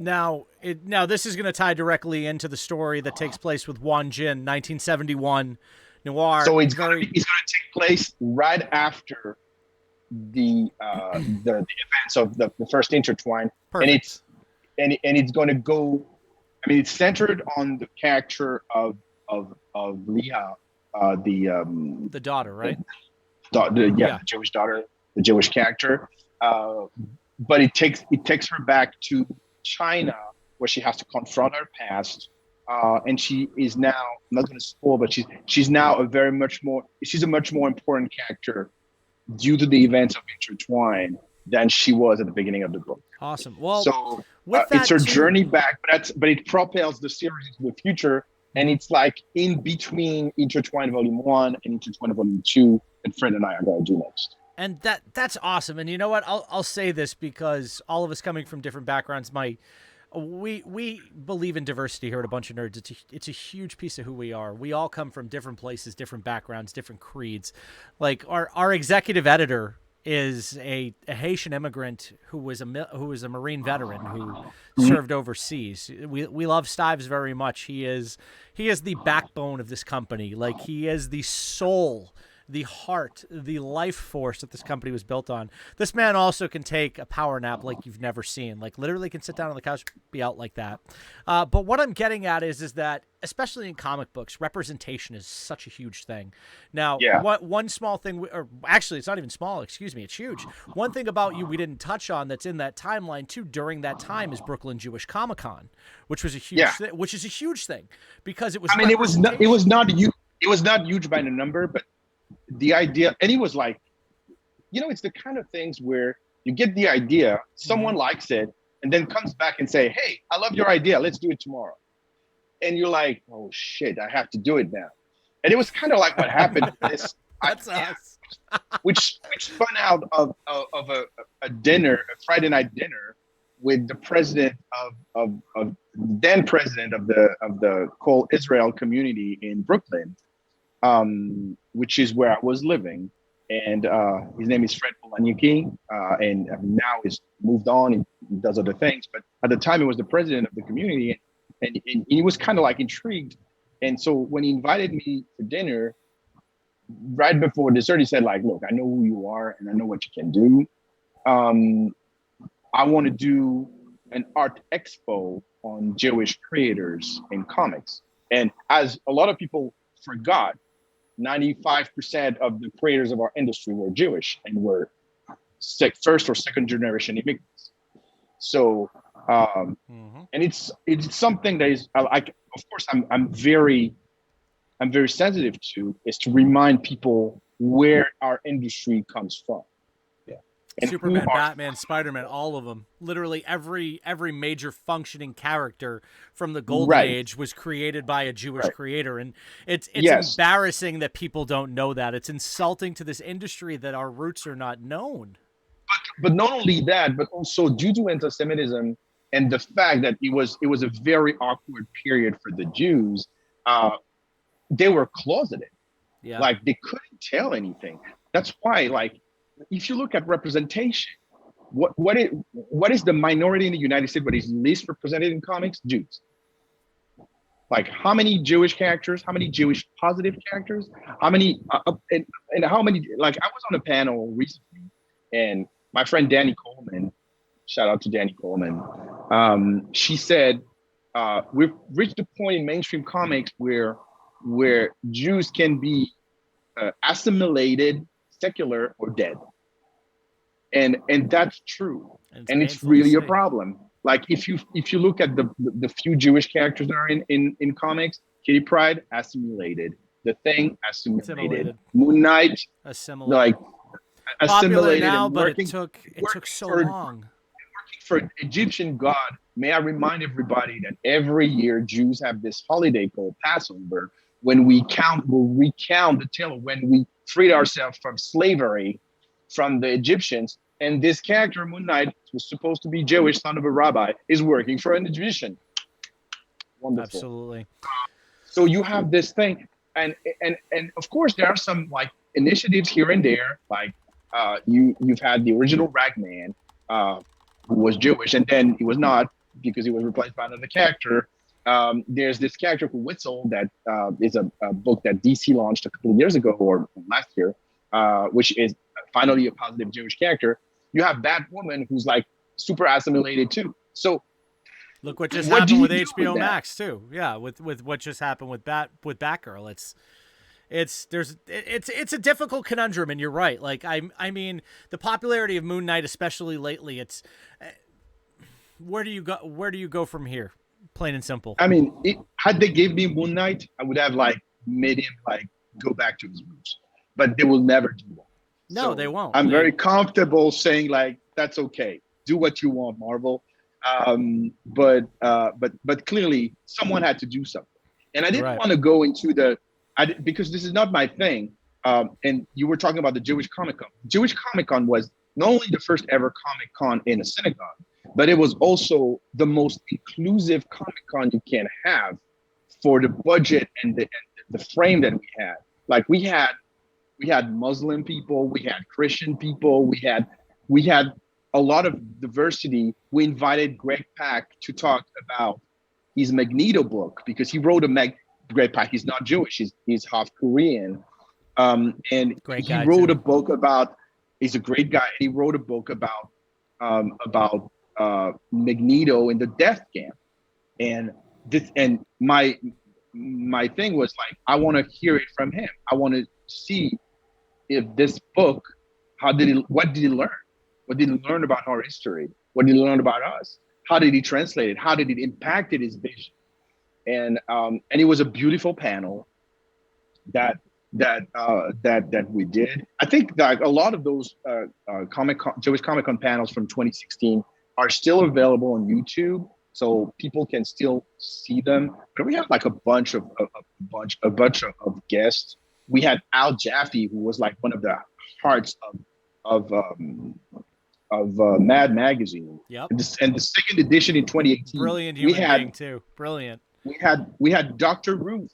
Dr. Ruth did a graphic novel, and she was at Jewish Comic Con. Wow. So we had a bunch of things. We did 2 editions, but again, after that, I was exhausted. I left New York, and since I've been in LA, I've always wanted to do another Jewish Comic Con, but I never had the time. It's so much energy and time to create a con that I had other projects, and then I was working for Humanoids, and then FairSquare Comics came about. So my priority now is FairSquare Comics. Is not doing another Jewish Comic Con, even though I would have loved to, and I would love to. Like if someone wants to help, let's do this together.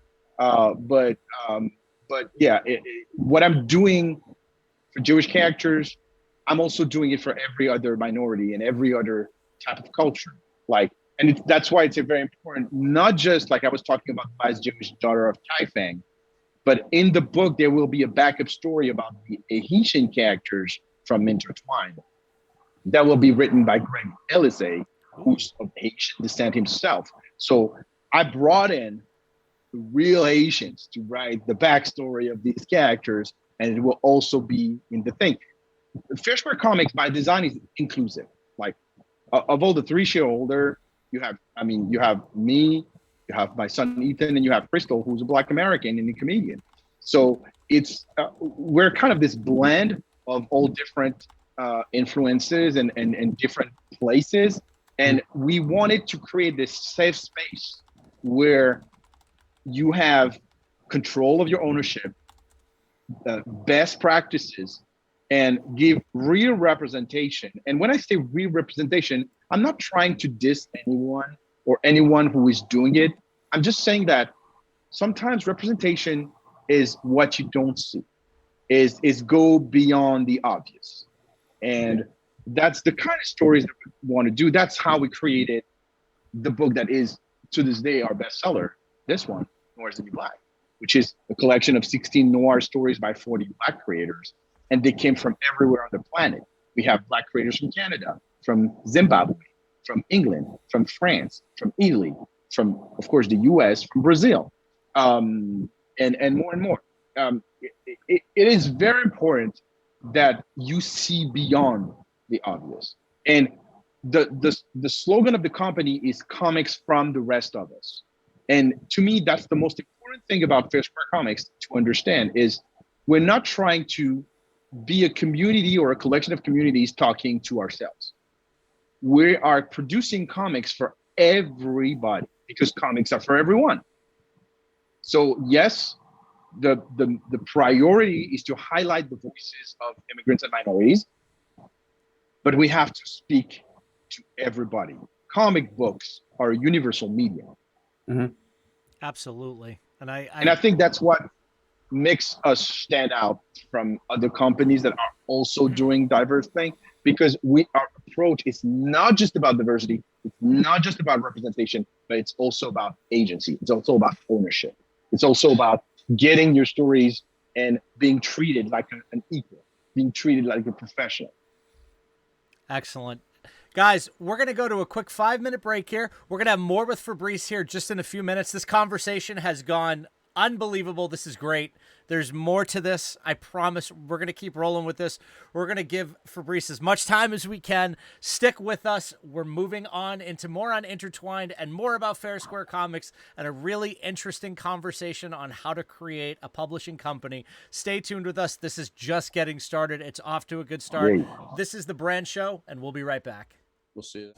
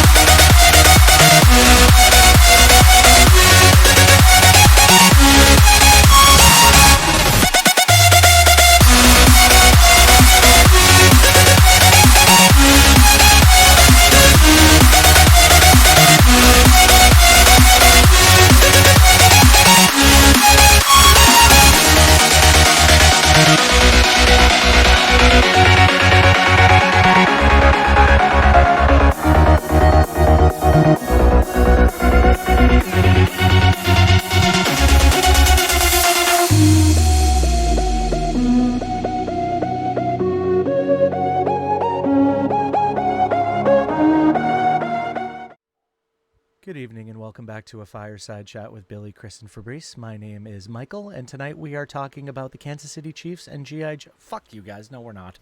Hi, guys. Welcome back to the Brand Show. What the hell was that? I don't know. I just go off into robot mode. Welcome back to the Brand Show.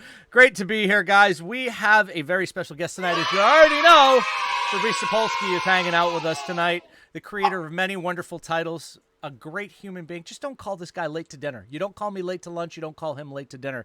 Guys, we're going to open up to questions now. We're going to continue talking about Fabrice's 25-year career. So many cool things. If you missed the first part of the show, we've talked about Intertwined.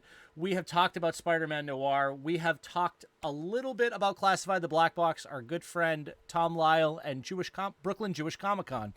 Some really cool things. Wonder, you forgot. What's that? One hit wonder. Did you and forgot? One hit wonder. The story of the angry kid who grew up to be a mob hitman. How do I forget that? Everybody's angry nowadays. Anyway, listen, we're gonna open it up to questions, and I'm gonna start this off because my wife Rebecca, who is not in the chat but is watching upstairs, my beautiful, wonderful, intelligent, amazing wife is watching, which I'm very excited about.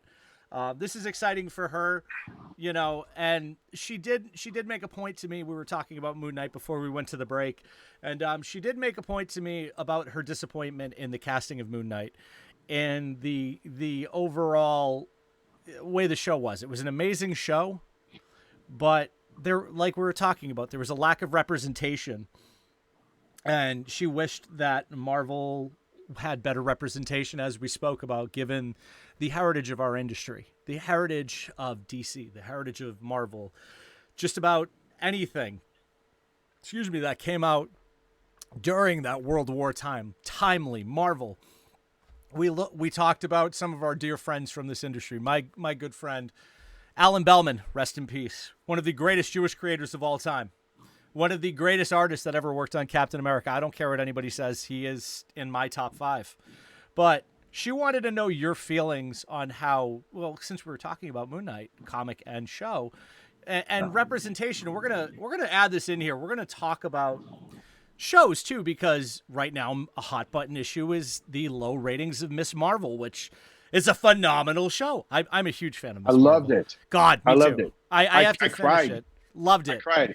It was wonderful. I've watched the first 3 episodes, and I'm obsessed. Absolutely obsessed. Yeah. I plan on watching episode 4 after this with Rebecca, because we're kind of night owls right now, with her being home for the summer and me being on leave of absence. But how did you feel about Moon Knight? Let's talk about this.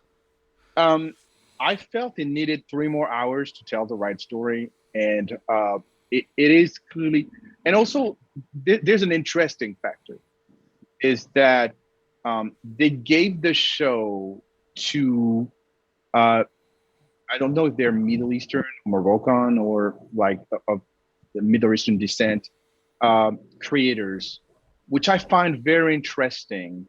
And I'm not against that. Like I think that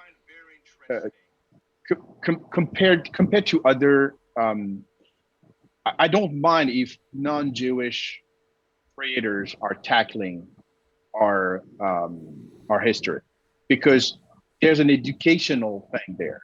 Like if they are going to get into researching what we went through in 3,000 years, they're going to find stuff and they will say, okay, these are not the people that I thought they were. And fighting stereotypes is a daily job when you're Jewish. And so I don't mind that. Now, when that said, as I mentioned in the first part of the show, the Moon Knight concept is flawed from the start. Like having it, I don't know if Doug Munch or whoever did it was like pissed at God or pissed at the Jews, but having a Jewish character, making a Jewish character working for an Egyptian god is kind of nonsense. And the fact that it could live for so long in that little bubble in the Marvel universe is fascinating to me. Well, Khonshu's a dick in general. Let's even going back to the comic, he was a dick. This is absurd, you know? And again, when you look at the show, it again gives you the representation of a secular type of of Jews. The only moment where you have a real Jewish scene is for the funeral. You don't even see the funeral, actually. The Mizrahi funeral, right? You see the after party, like you see the party, and I mean it's really light, it's really tiny, and it doesn't really impact the character. Now you have a character who's schizophrenic, so not all personalities are Jewish, and that's what they insist on. So considering Max Spector as a Jewish character is not really relevant. Max Spector is a character, you know. I would be way more interested if they came and say, okay, we're gonna really treat the thing, or we're gonna treat Kitty Pryde, or we're gonna treat, I don't know who else is Jewish, not that many, so I forgot, or Batwoman as a Jewish character, and not just someone where you can sprinkle a menorah or a Hanukkah celebration on top of everything else. Well, there's a lot of characters through history that are Jewish. Like, just off the top of my head, Ragman, Solomon, Sabro, White Tiger. Oh, wait. So White Tiger is a very interesting. It's a very interesting character because White Tiger was only for a few runs. Like I think it was through Priest. Two of his runs he was identified as Jewish. Yeah, it was Casper. Yeah, and he was a very interesting character. But then he was replaced as White Tiger by another character who was Latina, something. I don't remember. So whatever. It's not really important. What matters to me? Quick and easy switching of representation. And that's a huge problem in comics. No, it's a huge problem in mainstream comics that are called Marvel and DC. It's not a problem with other publishers. It's not a problem with independent creators. And I want people to really understand that there is life beyond those publishers. Absolutely. We need Marvel and DC to be healthy, to sell lots of books, and to lead the way, because they've been there for 80 years and they were there before we were born. So we need them to be healthy. But at the end of the day, I'm a creator, and I am a creator before and a fan after. And when people I'm very uncomfortable when people ask me oh, what's your favorite comic? It's like, okay, I'm doing comics 24/7. Do you think when I'm done writing, editing, lettering, drawing comics, I want to read other comics? No. I want to watch documentaries, or it's like you're a video game reviewer. Do you think after you're done reviewing all your games forever, you want to play another game? I can speak to that personally. When I was in the game industry, when I worked for SFX, when I worked for Analog Hype, Kotaku, wherever I was, when I finished writing about a video game, I would look at my PlayStation or my Xbox or my PC and I'd be like, That's as a Twitch streamer now, as much as I love live content, live media, I'll tell you the only stream I ever watch is his. I put it on in the background and it's I love my fellow streamers, but sometimes it's just very difficult to sit here and digest more of what I just spent 16 to 20 hours writing about to get ready for this show, the time I took away from my family to be fully prepared, and with everything that's been going on with our team lately, it's been a very busy time here. So I've been shelling everything the last couple weeks, making sure that we had this script ready. Because I'll tell you guys, for those of you watching out there, the Brand Show is literally 2 weeks of me writing a script, getting on 3 to 4 hour Zoom calls with Chris, and making sure that I educate him, I educate myself, I build something that is respectful to our guest. At the end of the day, the only podcast I listen to besides my own is Where the Toys Are and the Major Wrestling Figure Podcast, and the shirt I'm wearing, AJ Presents the Greater Good. And those are easy to digest because they're not about topics that I'm talking about. If I'm talking about toys one week and I'm talking about comic books or music the next, I get it. I understand. Someone said to me, "Are you going to ask him his favorite comic book?" And I'm like, "No, I know Fabrice well enough to know that when he's done doing his own shit, he doesn't want to think about comic books." Fuck that question. Throw that question in the trash. No. Yeah, that's what I just said. Exactly. But no, I'm done with, I knew it was coming. Comics. I mean, I can watch a comic book show. Like I'm watching Sandman right now. Like I'm pacing it out because there's a lot to unpack. Oh, it's amazing, though. But it's all right. It's all right. I mean, for someone who didn't grow up with Sandman, like didn't read Neil Gaiman's stuff when I was a kid, I very much enjoyed the first episode. I mean, I'm easy to please. You could put Street Sharks on and I'd be happy. Yo, memories unlocked. You know what I mean? Like I do. My favorite show this year was actually Winning Time.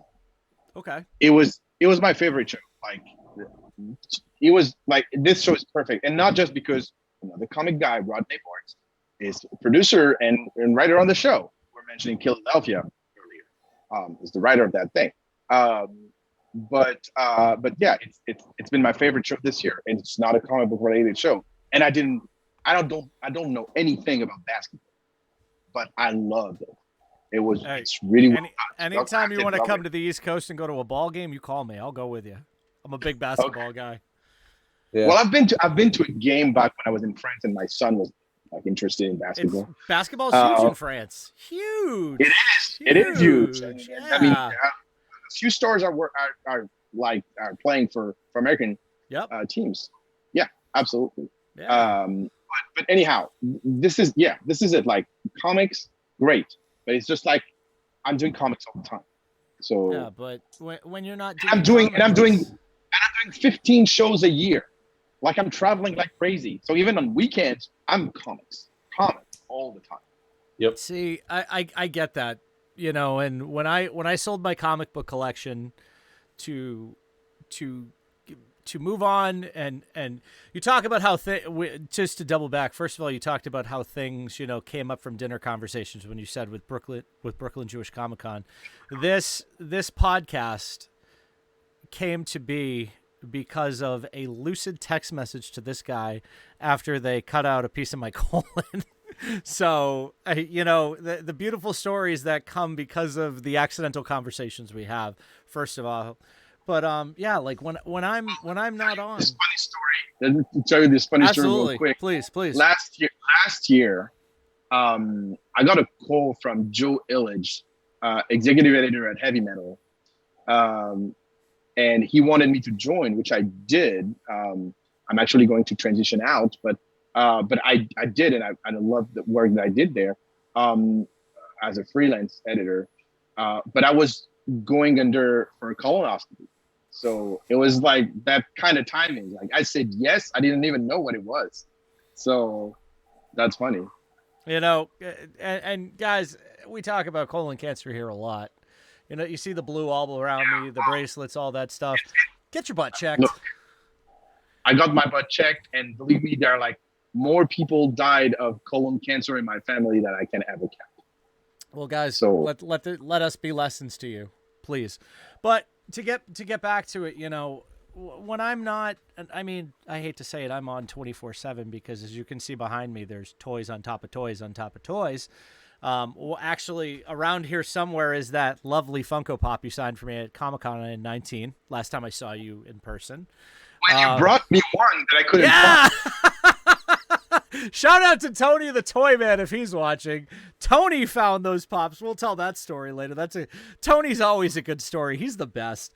Anyway, but the point is when you're not doing what you do, like, don't get me wrong, it's how it is as a creator. It's hard to turn it off. There are days where, like my poor wife, God help her, that she just hears me talk and talk and talk and talk about how bad I want this to become a reality, that we can do this for a living, that we can travel around the country interviewing folks like you and promote inclusivity, diversity, and promote great fucking content, plain and simple. Great content is great content, and we say it all the time in our meetings, and I will say this to you, our listeners and our guests.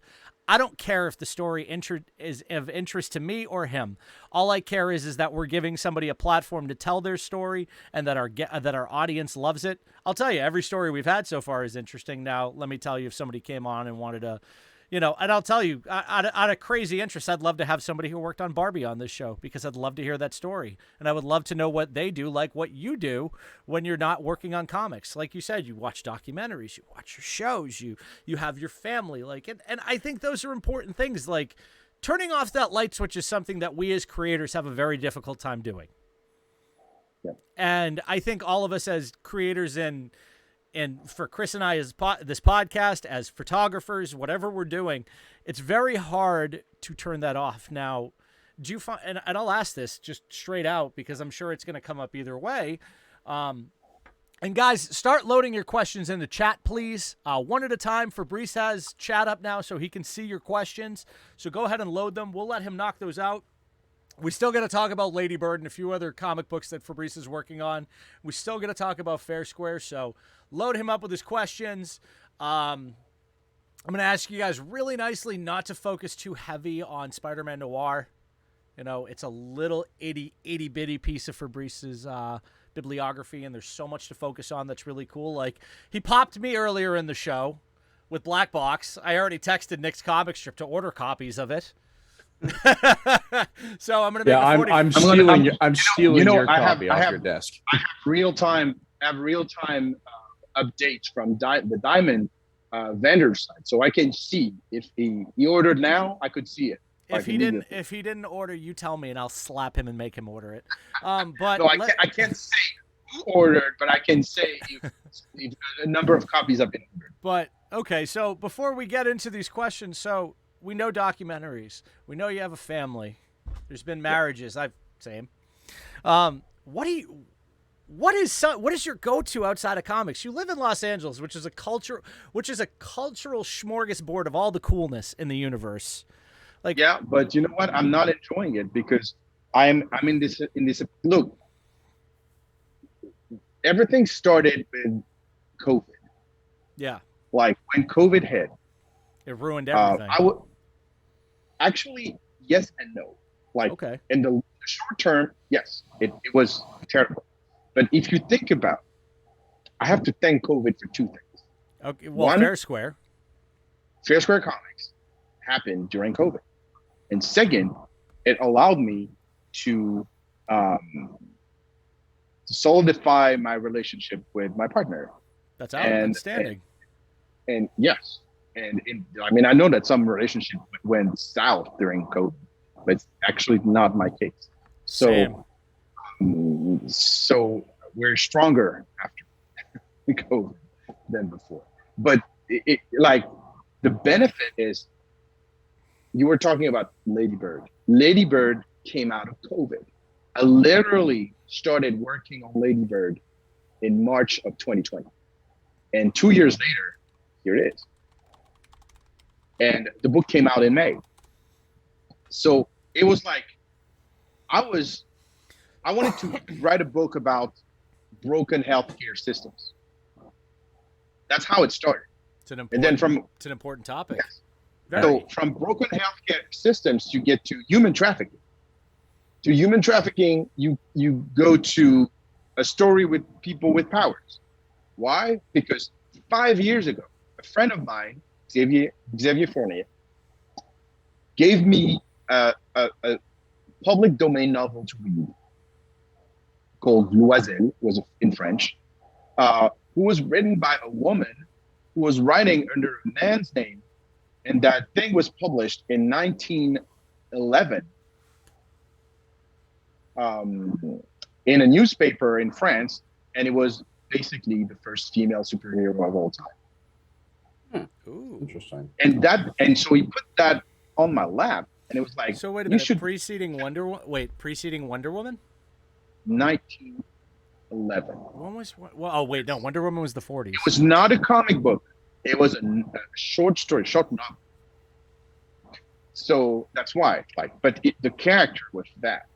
She had power. She came from a mysterious place, and it took me years to crack that code until during the pandemic I clicked, and this is what became Lady Bird. And so I took some elements from the public domain story and I created a whole other story on top of that involves human trafficking, that involves broken healthcare system, that involves superpowers in mysterious places, and that involves also the role of patriarchy in our society. And reception has been wonderful. Like, it's selling pretty well, and I hope we can sell more, and there will be another volume. You're speaking to something that affects two things that affect everyone right off the bat there. You're speaking, and as someone who, I'm just going to show you guys something, like the amount of, I'm not going to get into too much detail here about what I'm going to show you for legal reasons, but this is how many doctor's appointments I go through a year. I want to talk about a broken healthcare system. I completely fucking understand broken when it comes to the healthcare system. As far as human trafficking, I have a 17-year-old daughter who is might not be the smartest young lady, but she is a beautiful young lady to say the least, and things like that worry me at the end of the day. You know, it's one of those things, but it sounds like an interesting read. And you know what? You speak into existence something like this where, you know, we know that these are things, and here you are. You wrote a story about it. And you exactly, and I wanted to make it a YA book so that we could have the widest possible audience. Like, it's like those books when you say like it's from 7-year-old to 77-year-old. Like, it's like everyone can read it. Yeah. But at the same time, it will speak to people in different ways. You have a cast of characters. You have a person in her 60s, a person in his 30s. You have two Lady Birds that are separated by 100 years. One is 19, one is 14. So these are very interesting characters. And for people who love Miss Marvel, get to Lady Bird. Love Miss Marvel. What a coming of age tale that was. Now, with that being said, I promised the chat I'd let them ask you some questions, and we're gonna sprinkle this through, guys. So keep loading your questions. First up, PD Dubs. He wants to know, is Nick Cage the perfect voice for Spider-Man Noir? And also, what do you think of the new Marvel Legends Noir? I already know the answer to this, so I'm going to just do this. So the floor is yours. PD Dubs 101, you're going to be very disappointed. Wait. Before he gets disappointed, let me just play the Price is Right horn. Continue. I don't know what happened. I played the Price is Right horn. When you watch the replay, you'll see it. Okay. So you're going to be very disappointed because I have no interest in toys. And I don't collect toys. I don't have toys. Like Billy was generous enough. I'll find you one, don't worry, and I'll ship it to you. A couple of those Spider-Man Noir. And I have one of those resin statues where he's on the roof. That was made from the video game, but from Shattered Dimensions, right? Yes. There's a reason why I'm not interested, and I'm going to tell you why. When Dave and I created Spider-Man Noir, we designed the costume in our head, and then Marko Djurdjevic gave it life. So he created visually the costume from our notes. None of the costumes that have been used, like maybe one, but none of the costumes that have been used are following what we had in mind. So wait a minute. First, are we able to see any concepts of what you had drawn up for Spider-Man Noir? No, I mean, Spider-Man Noir, like the concept art. No, I didn't draw anything. Like I'm drawing Spider-Man Noir now because like there's demand, and people who commissioned me to draw Spider-Man Noir, I'm doing it. But the original version came from Marko Djurdjevic that drew Spider-Man Noir from Dave and I's notes. So we conceptualized in written form the Spider-Man Noir costume, and then we sent it to Marvel. Marvel sent it to Marko, and Marko gave us back the version that you saw. Now, there were 3 different versions of Spider-Man Noir, and for those who have the Spider-Man Noir, the complete collection, those designs are actually printed in that collection. Can we talk about that for a second too? The Amazon link you sent me last week. for that book? Which one? The Spider-Man Noir Complete Edition. How much it's going for on Amazon? For $3,000. How much? Fucking resellers, man. Oh my god. God damn it. So let me finish with this. So, out of all the versions, the only version that I approved, that Dave approved, is the version from the first two miniseries that we did, and Edge of Spider-Verse #1 from 2014. That's the only thing. That's the only thing that will ever that I will ever approve. I don't like the hat. I don't like the gun. And I don't like the short sleeves. Is no hat, no effing Rubik's Cube, and no gun for me. Clearly, when you have spider webs, you don't need guns. The gun is only there because Marvel thought it was cool. I never thought it was cool. Breaking news, folks. Well, here I will say something from as a toy collector. I have seen the new Spider-Man Noir. Not a fan of the look. The original from those first issues and Edge of Spider-Verse, I always loved that look. It was very... The monochromatic look of Spider-Man Noir has always appealed to me. I love everything about it. The leather jacket, the striped pants, the goggles. I love the mask. It was fresh. It was new. And as a collector... That fedora has nothing to do here. First, No. It's super dumb when you're swinging through buildings to have a hat. Have you seen what was this the help me the Unbreakables? No, the Disney movie, The Incredibles. Incredibles. Yeah, The cape? when they say no capes, no capes, No you capes. shouldn't wear heroes should wear a cape, and they show you why a hero should never have a cape. Well, Yeah, I never said I like the fedora, but everything else about that look. And I say this as a toy collector, as someone who, as you can see, has copious amounts of extra money to spend thanks to my beautiful wife letting me buy toys. That look is toyetic. Now, I'll give a good example here of a creator-owned character that ended up being done right. Let's use Stan Sakai's Usagi Yojimbo. I had this on my desk, and I'm glad we got to this point where this question came up because, look at this. Kevin Eastman and Peter Laird, when they brought in Usagi Yojimbo to the Ninja Turtles universe, did him the way he was supposed to be done. The way Stan Sakai originally intended him to be. Billy, this is a very interesting conversation because Absolutely. we're touching upon ownership. Let's And continue with it. Keep rolling, brother. look, a lot of people have no idea how these things work in the background. When I signed on, and Dave too, when we signed on to do Spider-Man Noir, we pitched. The pitch got approved. Then we had a 70-page contract from Marvel that we had to sign with our blood, saying that basically everything that came out of our mouth was theirs. We never had any rights on everything. We have not been properly compensated for anything, and that was it. We have no rights on the character. Marvel has full control, full ownership. That's fine. This is the contract that I signed. I'm not mad about it. Now, when you're asking about decisions about the movie or decisions about anything, I was not consulted. I just watched the movie just like you did. I was a spectator. Marvel invited me to the premiere, and I went to the premiere of the movie, and I had this very weird feeling of it was an out-of-body experience.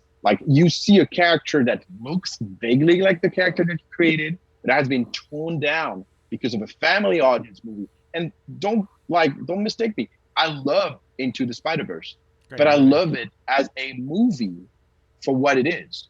I don't give a damn about Spider-Man Noir in this movie because this is not my character. This is a watered down, adapted version from the character that I created. And if you read Spider-Man Noir, the comic, you know what I'm talking about. I do. You know 100% do. Noir is politically charged. Here's the mistake. Violent because of the society he was in. It's violent because he was raised in a violent society in the 1920s. Junkie and a deadbeat.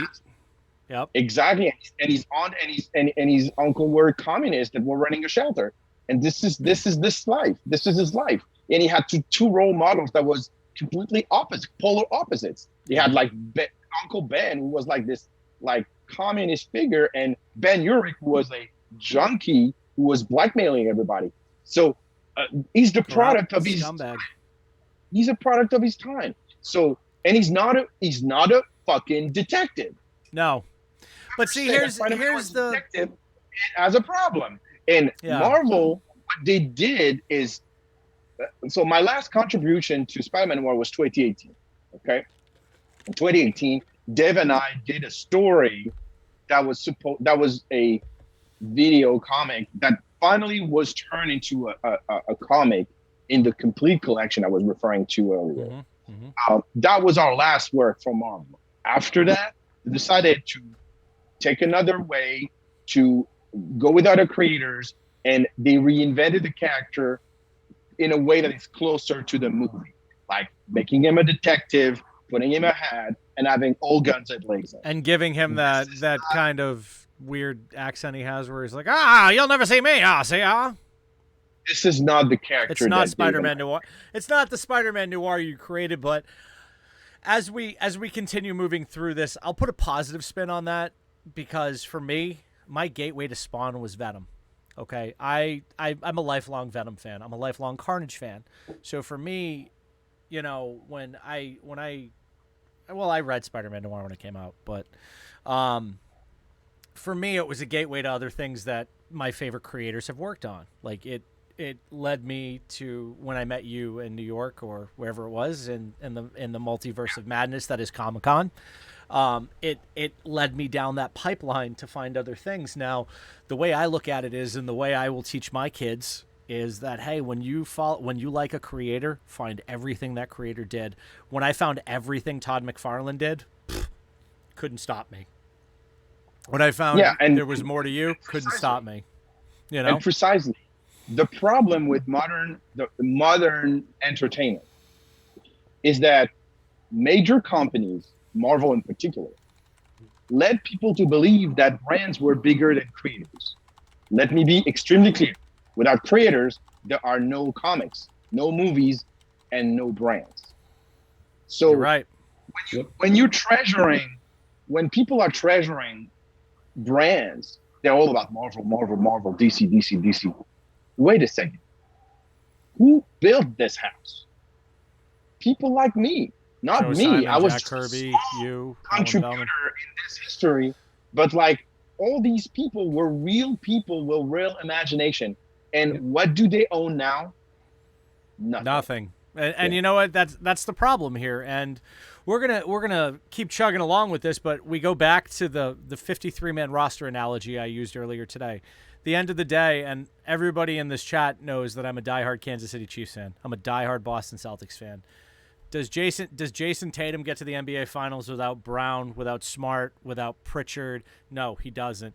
Does he get there without the Time Lord? No, he doesn't. Does Pat Mahomes get where he is without Andy Reid, without Tyreek Hill, without McCole Hardman, without a solid defensive line, without a good offensive line, without Orlando Brown blocking the left side? Well, poorly blocking the left side for him last year. No, he doesn't. You can't execute the plan, and this is, you know, we really didn't touch on it the way that we should have, but what Marvel, and this is me speaking as someone who tried to break into the creators world and literally just got met with brick wall after brick wall after brick wall, and decided that, you know what, I need to go back to what I understand. I need to go beat cancer before I do anything. I am talking about your Chiefs, Speedy, but what I learned is that the idea of make mine Marvel and DC, whatever DC uses, honestly, their vision is so far from what they set out to be when Timely was Atlas and Atlas became Marvel. When Stan Lee stepped in and talked to Joan and said, you know, you should put out the Fantastic Four. When Larry Hama took this random TV show about these funky military offsets and made it one of the greatest military comics of all time in G.I. Joe. what these companies have forgotten is that folks like yourself are the reason that they're still existent and relevant. The island of relevancy is created by all people. It's not me as a fan going out and buying a book. And they forget it starts with you scratching something on a notepad and saying, I'm going to do this. I'm going to pitch this. Like the perfect creator story, and now it's owned by Nickelodeon. And I will say Nickelodeon has done an excellent job with it. IDW has done an excellent job with it. It's Teenage Mutant Ninja Turtles. It's a story of two guys from New England who met in a fucking deli and created probably one of the greatest the greatest fake it till you make it stories in history in Teenage Mutant Ninja Turtles. Mirage Studios was literally their living room. A Bunch of Nerds LLC is my basement. We took the Eastman and this is a portion of my living room. This is FairSquare Comics. But the point is that we took that Eastman and Laird mentality and put it to mind as creators, as human beings. And it all started because of a foggy text message and a dinner, you know, and you being fed up and angry with the way you were treated. And you know what? You have every fucking right to be. Like, I have, don't get me wrong, I love Marvel. I always will. I love certain DC properties. We really didn't get to talk about HBO Max and the Discovery merger tonight. Just to jump back for a minute here, I think DC is fucked with Discovery coming on board. I think a lot of things are fucked because of the way Warner Brothers has grown. You know what you should keep in mind is that just like Marvel, DC doesn't have its own destiny in its hand.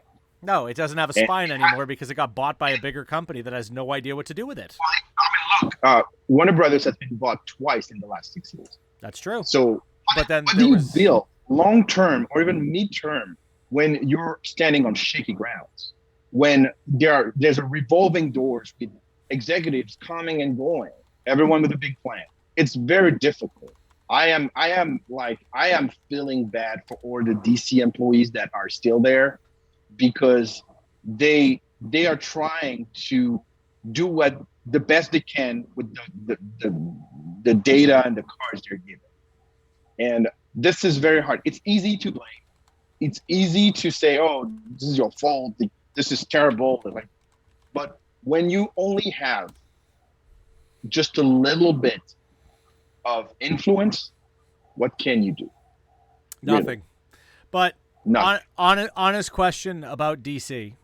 With this new restructuring, with everything they spoke about at San Diego Comic-Con, I'm going to ask you for a one-word answer on this one, and I'm going to give you mine after this. Do you think DC's fucked? No. No. Okay, I think ever since the Time Warner merger in 2001, when AOL Time Warner cut WCW, it's been a downward spiral for anything interesting and creative since then. Like, I think the DC entertainment universe is the biggest joke in the history of creations. Like, they've ruined so many characters. The only character they've gotten right is Batman. So here's the thing. Let's just pull back for a minute and let's go back to 2008. Okay. Okay. Guys, let's go back back to in the Wayback 2008. Machine we go. Exactly. Let's turn back the hands of time and go back to 2000. Back to 2008. We're here.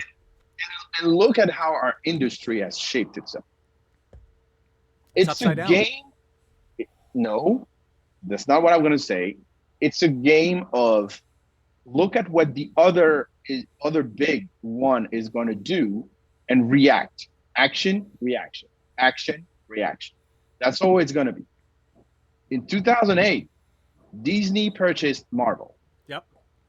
Nothing else happened until a month later. Warner DC Brothers announced a new plan. New 52. Paul Levitz steps down. Oh wait. Pushed. Okay. I'm ahead of time here. Steps down, replaced by Diane Nelson, and then a few weeks later, there's a new management in place, and they decide to move ultimately to California. Yep, that's true. That's right. This is the turning point. Paul Levitz has inherited the company from Janet Kahn.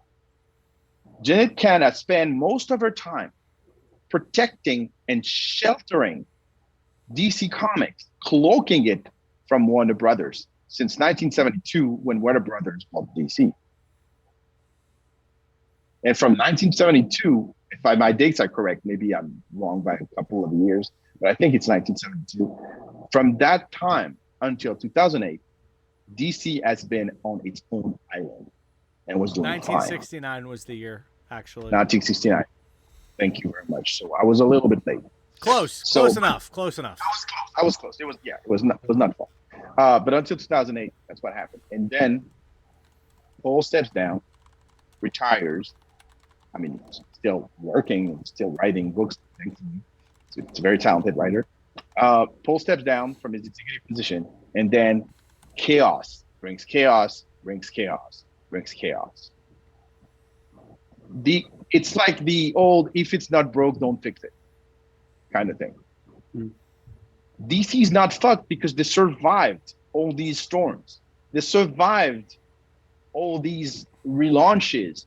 They have New 52. They have, what's the other one that came after that they were launched again? Rebirth.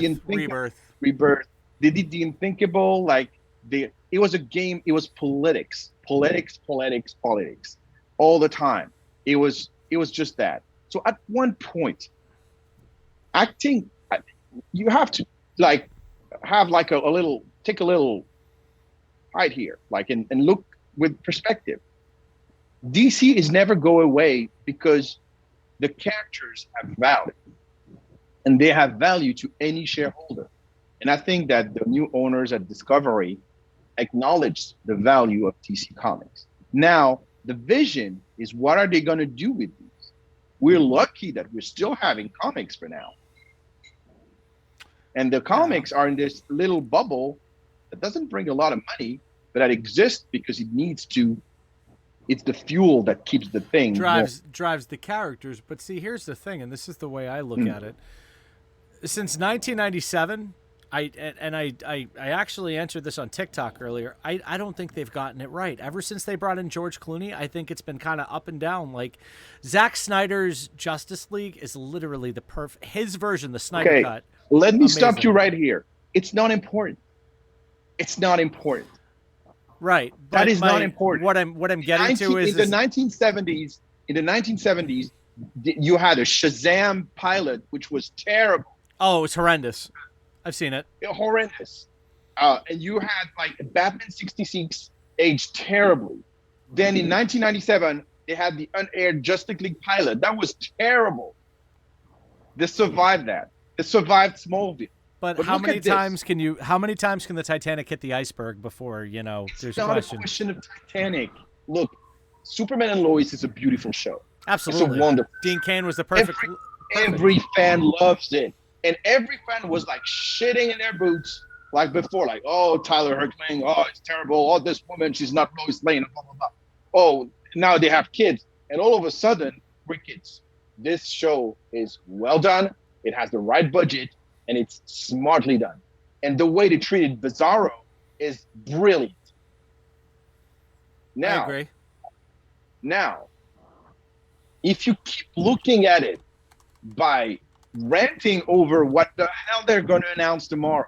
Like, look, in 2011, people forgot that we had a terrible Green Lantern movie that everyone wants to forget. They're not fucked. They would have been fucked in 2011 when that movie came out.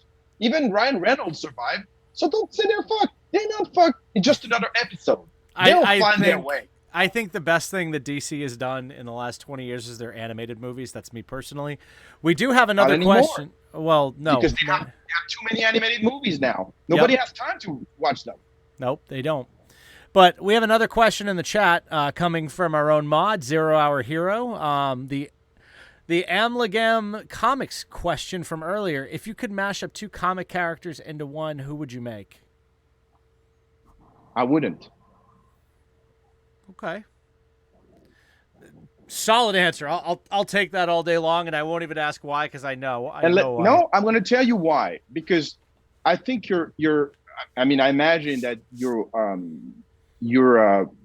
viewer is referring to characters from the rest of the realms, like created by other people that are already in existence, whether it's Image, Dark Horse, Aftershock, Marvel, DC, whatever.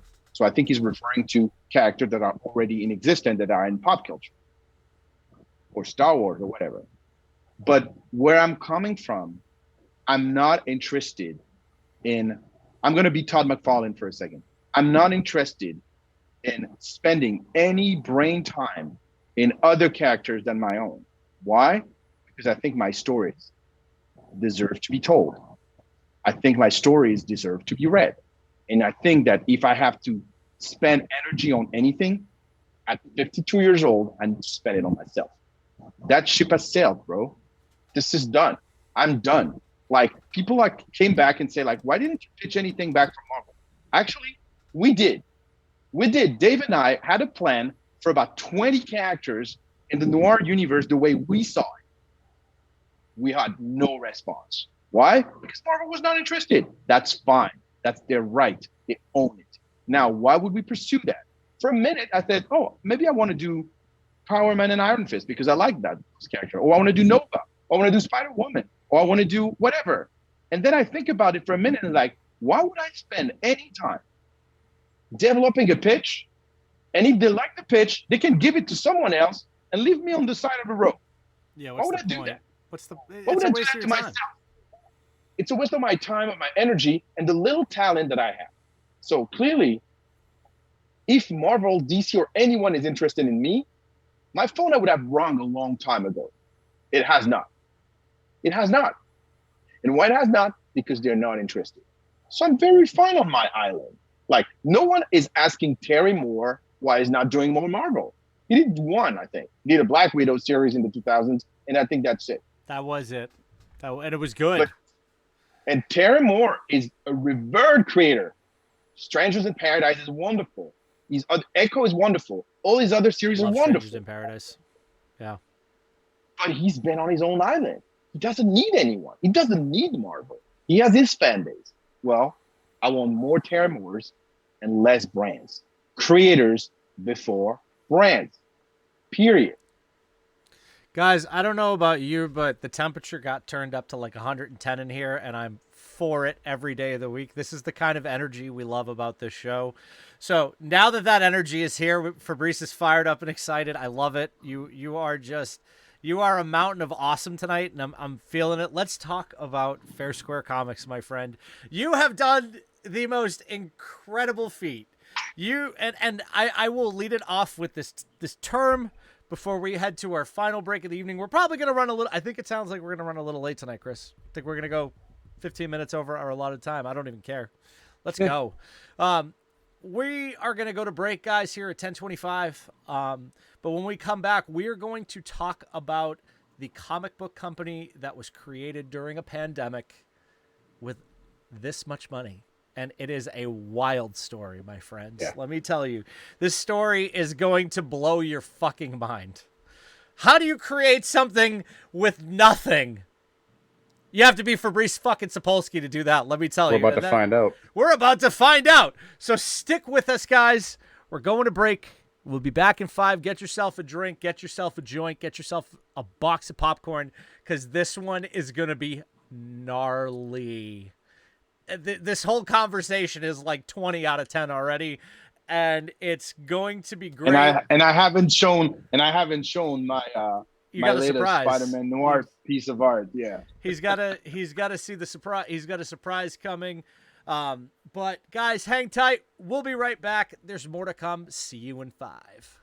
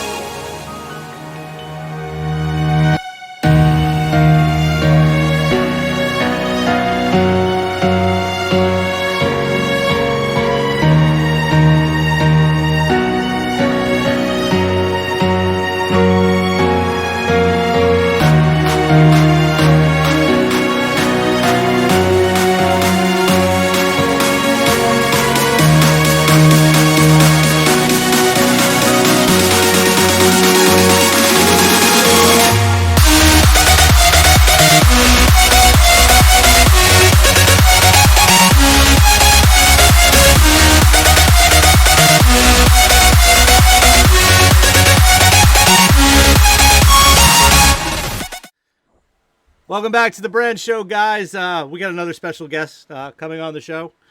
Maggie stopped by to say hello to all of you and wish you well. And Maggie, did you want to ask Fabrice a question? It's a meatball. Maggie wants to know your favorite type of dog. I don't. I'm not a pet person. He's not I a never pet person. owned any pet. I never owned any pet. But your dog is cute. Thank you very much. This is Maggie. She's for those of you who are new to the show, she's my little rescue, and she's very attached to her mama. So she's just wanted to stop by and say hello. Go ahead, baby. Give me a kiss. You're holding me hostage. Let me go back to mom. Go ahead, baby. I love you. But Maggie wanted to make her first appearance. It's good. It's a family show. Absolutely. Sorry, guys. Rebecca came down to say hello to Fabrice, so we took a couple extra minutes there. But, that's what happens around here, and we'll go late because we don't care. So we've talked about a lot of things with Fabrice tonight. We talked about how, the island of relevancy for publishers as creators. And I don't know which way my dog went. I'm afraid she went over by herself. So I'm going to go check in a second. But we talked about the island of relevancy and how creators need to be properly compensated and respected. But one thing we haven't really touched on, and I'm glad this is the final segment of the show, is independent publishing. And we're going to let Fabrice just go off the rails now, man, because this is the best part of the show. This is the part... As if we haven't already? This is the part where I'm like Bert in the Sesame Street issue where Ernie and Bert go to the museum, and Bert is waiting for the dinosaurs, and Ernie is waiting for the astronauts. Or no, the moon rock. They're waiting for the moon rock. That's what it is. But it was a cool story as a kid, and I'm really excited to hear the story of FairSquare again. But I do want to thank my wife and my dog for stopping down to say hello to our guest, Fabrice Sapolsky. First of all, guys, let's give it up for Fabrice Sapolsky. Hell of an episode tonight. This show just gets better and better every episode. Before we go any further, too, guys, I want to remind you that our guest next week is Carlos Ferro, the voice of Dominic Santiago from Gears of War and many other things. Also, we're going to be bringing Fabrice back because he's got some stuff coming out in 2023. So there is definitely going to be a part 2 with Fabrice. It might be a 12-hour special at this point because we can let this man talk for hours, and there will be interesting stories and interesting content. He's got stories on top of stories, man. It'll be a subathon. Years. But, also, before we go any further, I know you're touring the country coming this fall. You're going to be at some shows. Where can the Nerd Fam see you at? Where can they come commission you, buy your books, see you at a show, shake your hand, etc.? Okay, so the next one is going to be actually next week. I'm going to be at Emerald City Comic Con in Seattle. My table is O3. I'm very easy to find this year. I'm next to Amy Chu. So if you look for Amy Chu, I'll be on her left. So that's a pretty good placement. Thank you, Reed Pop. I mean, last year was terrible. This Reed year Pop's great, they corrected. We love Now them. they're great. So Emerald City Comic Con from August 17 to August 20th. That's the next one that I'm doing. Then a few weeks later, I'll be in Amazing Comic Con in Las Vegas from September 16 to 18 with the buddy Jimmy J, who organizes the con. It's a great con. I love it. I love Las Vegas. So I'll be there. Then New York Comic Con, early October, 6th to 10th. And then Baltimore Comic Con, late October. I think it's the last weekend before Halloween. And then late November, Fan Expo in San Francisco. And that will be it for 2022. And we have 12 to 15 cons in 2023 that we're still discussing. So it's not ready, but all the books will be there. I'll be there. I take commissions. If you need me to draw anything, I'll do. Just bring it on. I'll draw it for you. Voila. You can talk comics. You can have fun. I love shows. I'm not going to lie. I'm really disappointed that we're not going to see you this weekend in Boston. It's too expensive, man. Yeah, like, I can't it is. Even if Fan Expo has been great. Like they offer complimentary tables for creators. Yeah. So I'm not paying for table when I'm doing a Fan Expo show, but I still have to pay for my hotel, for my transportation, for my food, and like, look, going from LA to Boston is $1,200. Yeah, it's not a cheap So flight. when you start with $1,200 and you have to add $1,200 or $1,300 for hotel, you're already at $25,000. How much can you sell at a convention? Not that much, no. But exactly. I think, Yes. Smalls, we're going to try to make it to New York Comic Con this year for a day, right? We're gonna try our damnedest, yeah. Yeah, we're hoping like it's. I'm still not doing full weekend shows. Like this weekend, Fan Expo is my first live show since Toy Fair 2020.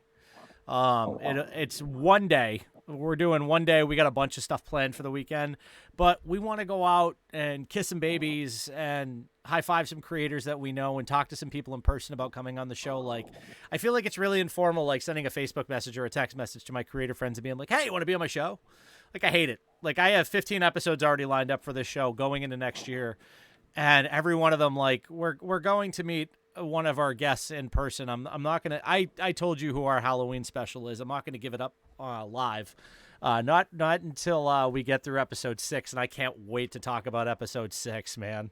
I mean, I had to go to Tromaville and back for that one. That was bananas.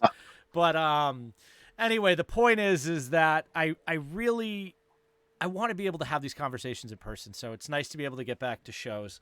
But sure. Guys, if you can make it to Amazing Las Vegas, if you can make it to Emerald City Comic Con in Seattle next year, if you can make it to New York Comic Con or to Baltimore, Sam, I know you're in Baltimore. Come on out, see Fabrice, buy all of his books. $1,000 a character commissions, you do it. You pay that man what I tell you to pay him, not what he tells you. I want him to be on break even. This man deserves all the money in the universe because the story we're about to hear is the story about a publishing company that came from nothing. Literally out of thin air. The Big Bang Theory of comic books, let me tell you. Let's talk about FairSquare Comics. We wanted to save this to the end because we wanted to send our audience home tonight happy with a bang. And you know what? For the wrestling fans out there, this is our dark match main event. Let's talk about FairSquare and how it all came together. We're just going to shut up and let you go off on this one because this is a cool story. I know the story, but I love hearing it every time. All right. So there are actually two iterations of FairSquare Comics. There's the first version, like June 27, 2019. I decided to set up FairSquare Comics as an LLC. And it came from actually my accountant, my tax breakdown. He said, like, look, you're doing a lot of money at shows. So maybe you should think about something to put that money somewhere else than your own personal account or taxes, man. I'm going to bite you in the ass. So, okay, let's think about that. And there was the other thing. I had all my IPs at that time. I mean, it was just 3 or 4 that were already published, but like I had no home for them to protect them in case something happened to them. So FairSquare Comics was the answer. It's like, okay, I'm going to do FairSquare Comics. And why did I call it FairSquare Comics? For 2 reasons. One, because every one of my company has my initials in it. So you have F for Fabrice and S for Sapolsky, FairSquare.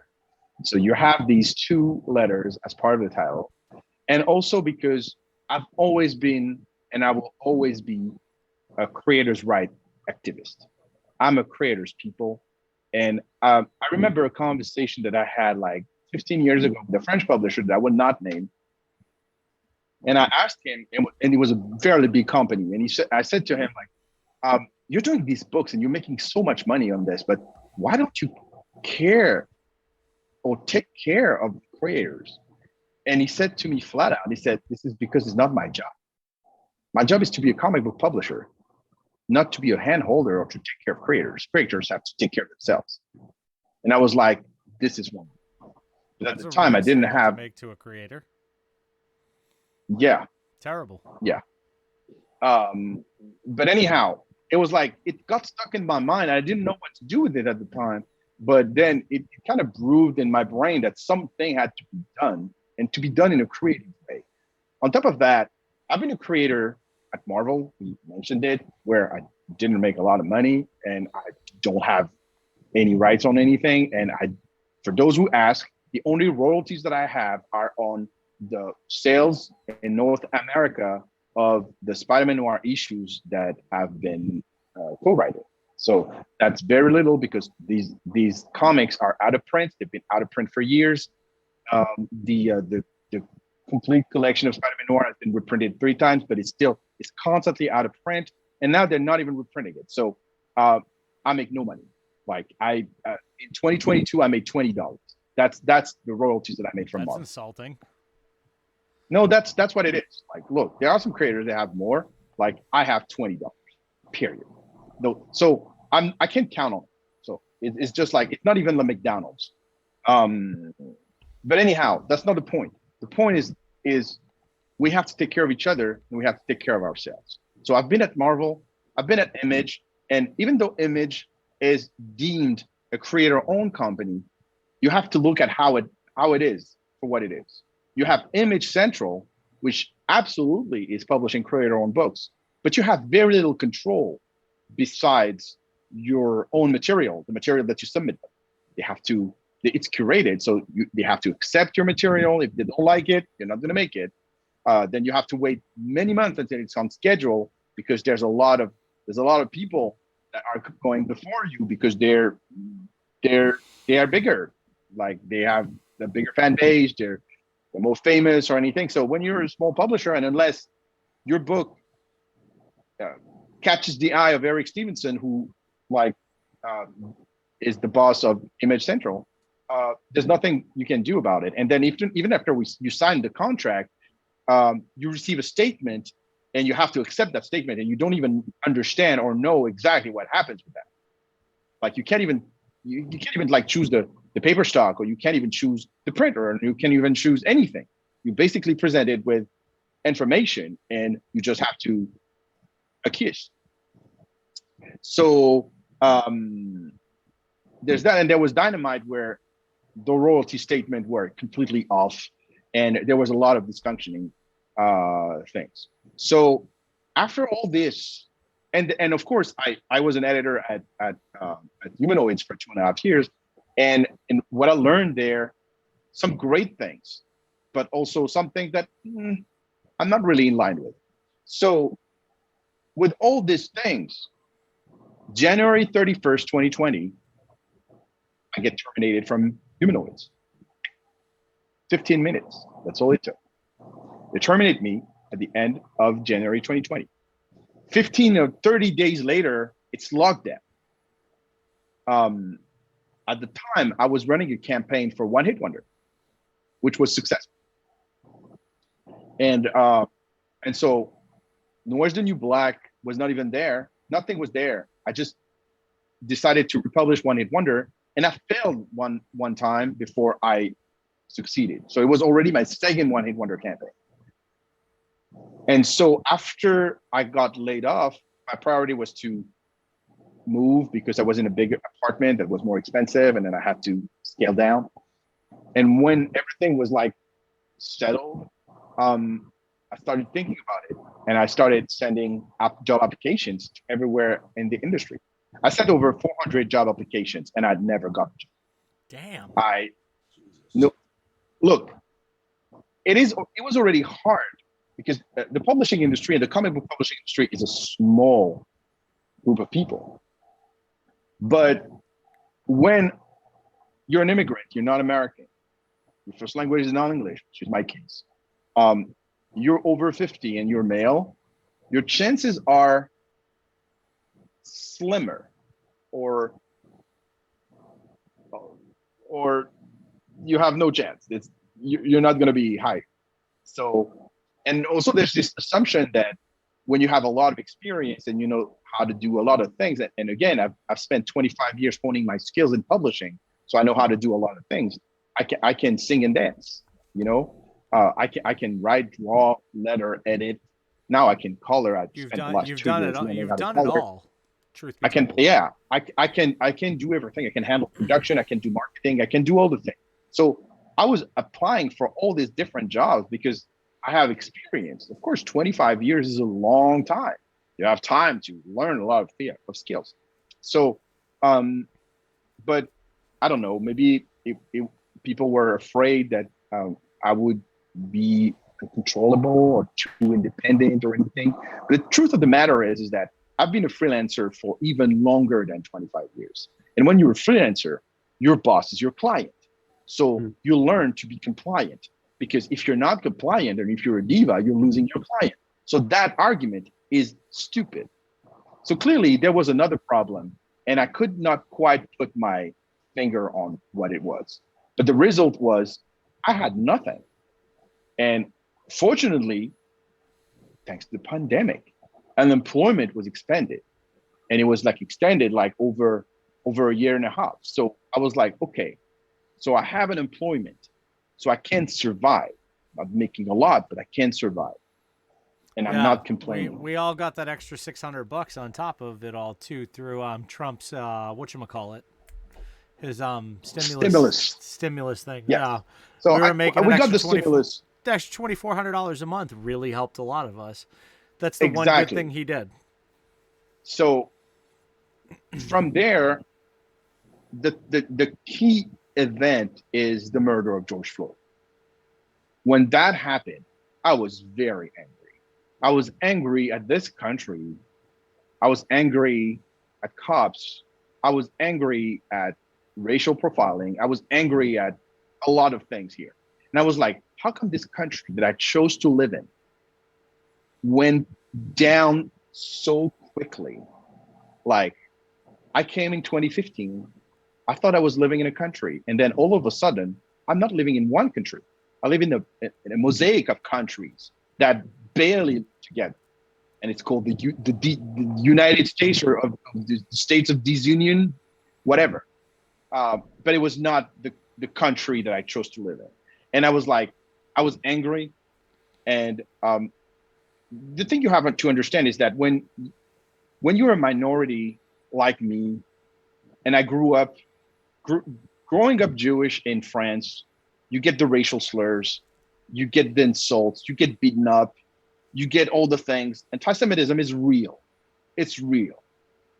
And it's like all these stereotypes and insults, and it's almost every day, up to the point where you have to ignore them and move on with your life. Because or not, you're going to go crazy. And I was not going to go crazy. And I was not going to victimize myself. So I decided to do something about it. And being an entrepreneur was kind of therapeutic. So I decided to do something. And I was having a conversation with my friend TC Harris. And TC and I, we've had this kind of like mentor-mentee relationship, and he's a good friend of mine. And I've been pushing him to do comics because that's one of the things that he likes to do, and he's a good writer. And after this conversation about George Floyd, he said to me, well, Fabrice, like, if you want to do something about it, because Chris is Black, of course, if you want to do something about it, do what you know how to do. And you know how to make comics. And so I thought about it for a minute, and then I called him back a few days later, and I was like, I want you to do it with me. And we're going to do this, and it's going to be called Noir is the New Black, and we're going to use my street cred as a noir creator to put together this anthology and bring on as many talents, as many Black talents as we can on this. And this book has been not just a miracle, bringing up $48,000 on Kickstarter, but it has been a miracle in the way it was created, because we literally put it together in 5.5 months. Which is that's nothing. A short turnaround for comics. For a 148-page anthology from scratch, it is damn nothing. That's impossible. That's absolutely impossible unless you're working 24 hours a day. You did it though. Yeah, we did it, but we were helped because precisely I didn't have a lot of other things to do, and I still had unemployment. So I was still looking for jobs, but I was there. And then in 2021, unemployment stopped. And so it was like, what am I going to do? Then I decided that, I talked to my partner, talked to my kids, and it was like, what am I going to do? Well, go big or go home. So we decided to find a distributor, and distributor ended up being Diamond after we auditioned others. but Diamond had the best offer, and Diamond has been good to us. That Diamond has been That's good to us hear. in the That's very good to hear. in the year and a half since we started working with them. Yes, of course, nothing. I mean, it's not perfect. There have been some dysfunction issues, but overall, Diamond has been good. And for us starting from nothing, it was clearly great to know that they actually knew what they were doing. So we went to Diamond, and I'm not joking. We literally financed, we bankrolled with a credit card. Where's the New Black? The edition that was going to be released through Diamond, and the book was just even a bigger success than it was on Kickstarter. And I can say that again to this day, Noir's the New Black has sold over 4,500 copies. Yeah. It is awesome. huge for a publisher that comes right out of the gate and has no other experience, no data, no metrics, nothing. But you brought something fresh and new to the table. You brought something that is very relevant to right now. Relevant, and where, again, it was the proof of concept for everything that FairSquare was about to become. And you know what's cool about all that, too? You took something related to your reasoning for coming here. Your thought process of what America is and what America is supposed to be, because you know what, I'm not an immigrant, but I come from a family that immigrated here from Italy and believed in the original thought process of when France gave America the Statue of Liberty, the give me your sick, give me your poor. I still to this day want to believe that. And my idea of patriotism is welcoming all, being kind, understanding and accepting others for who they are and their troubles and what they've been through.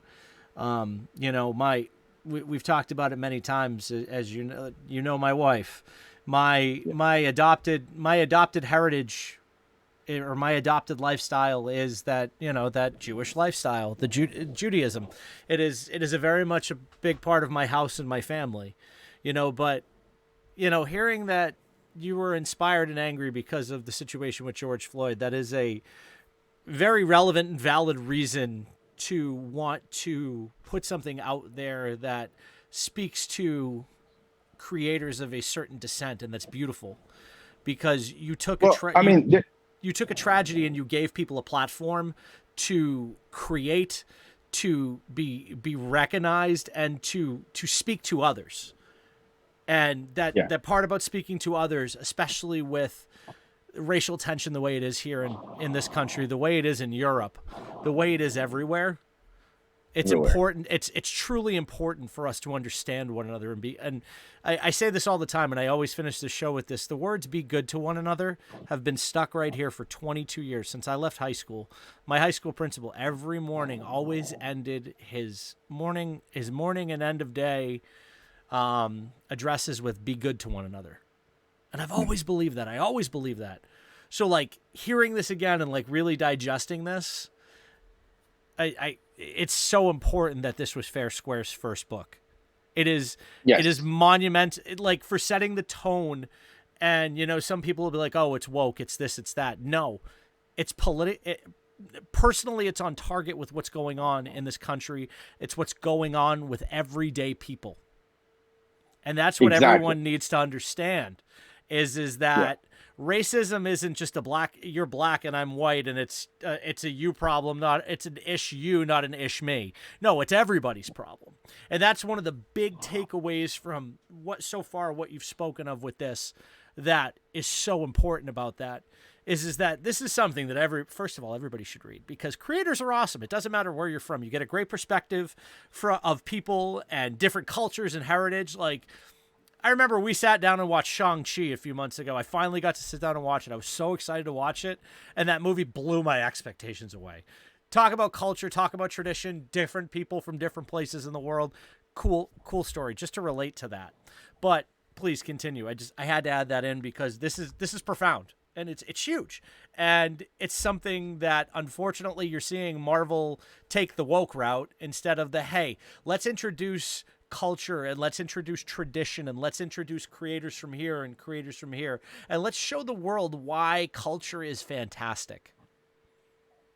Exactly. And the word is getting smaller, and that's one of the few positive effects of globalization is that you have access to other parts of the world, you have access to other culture, you have access to information. Now, what are you going to do with it? Are you going to be curious enough? Are you going to know how to curate it? Most of the time, no, you can't.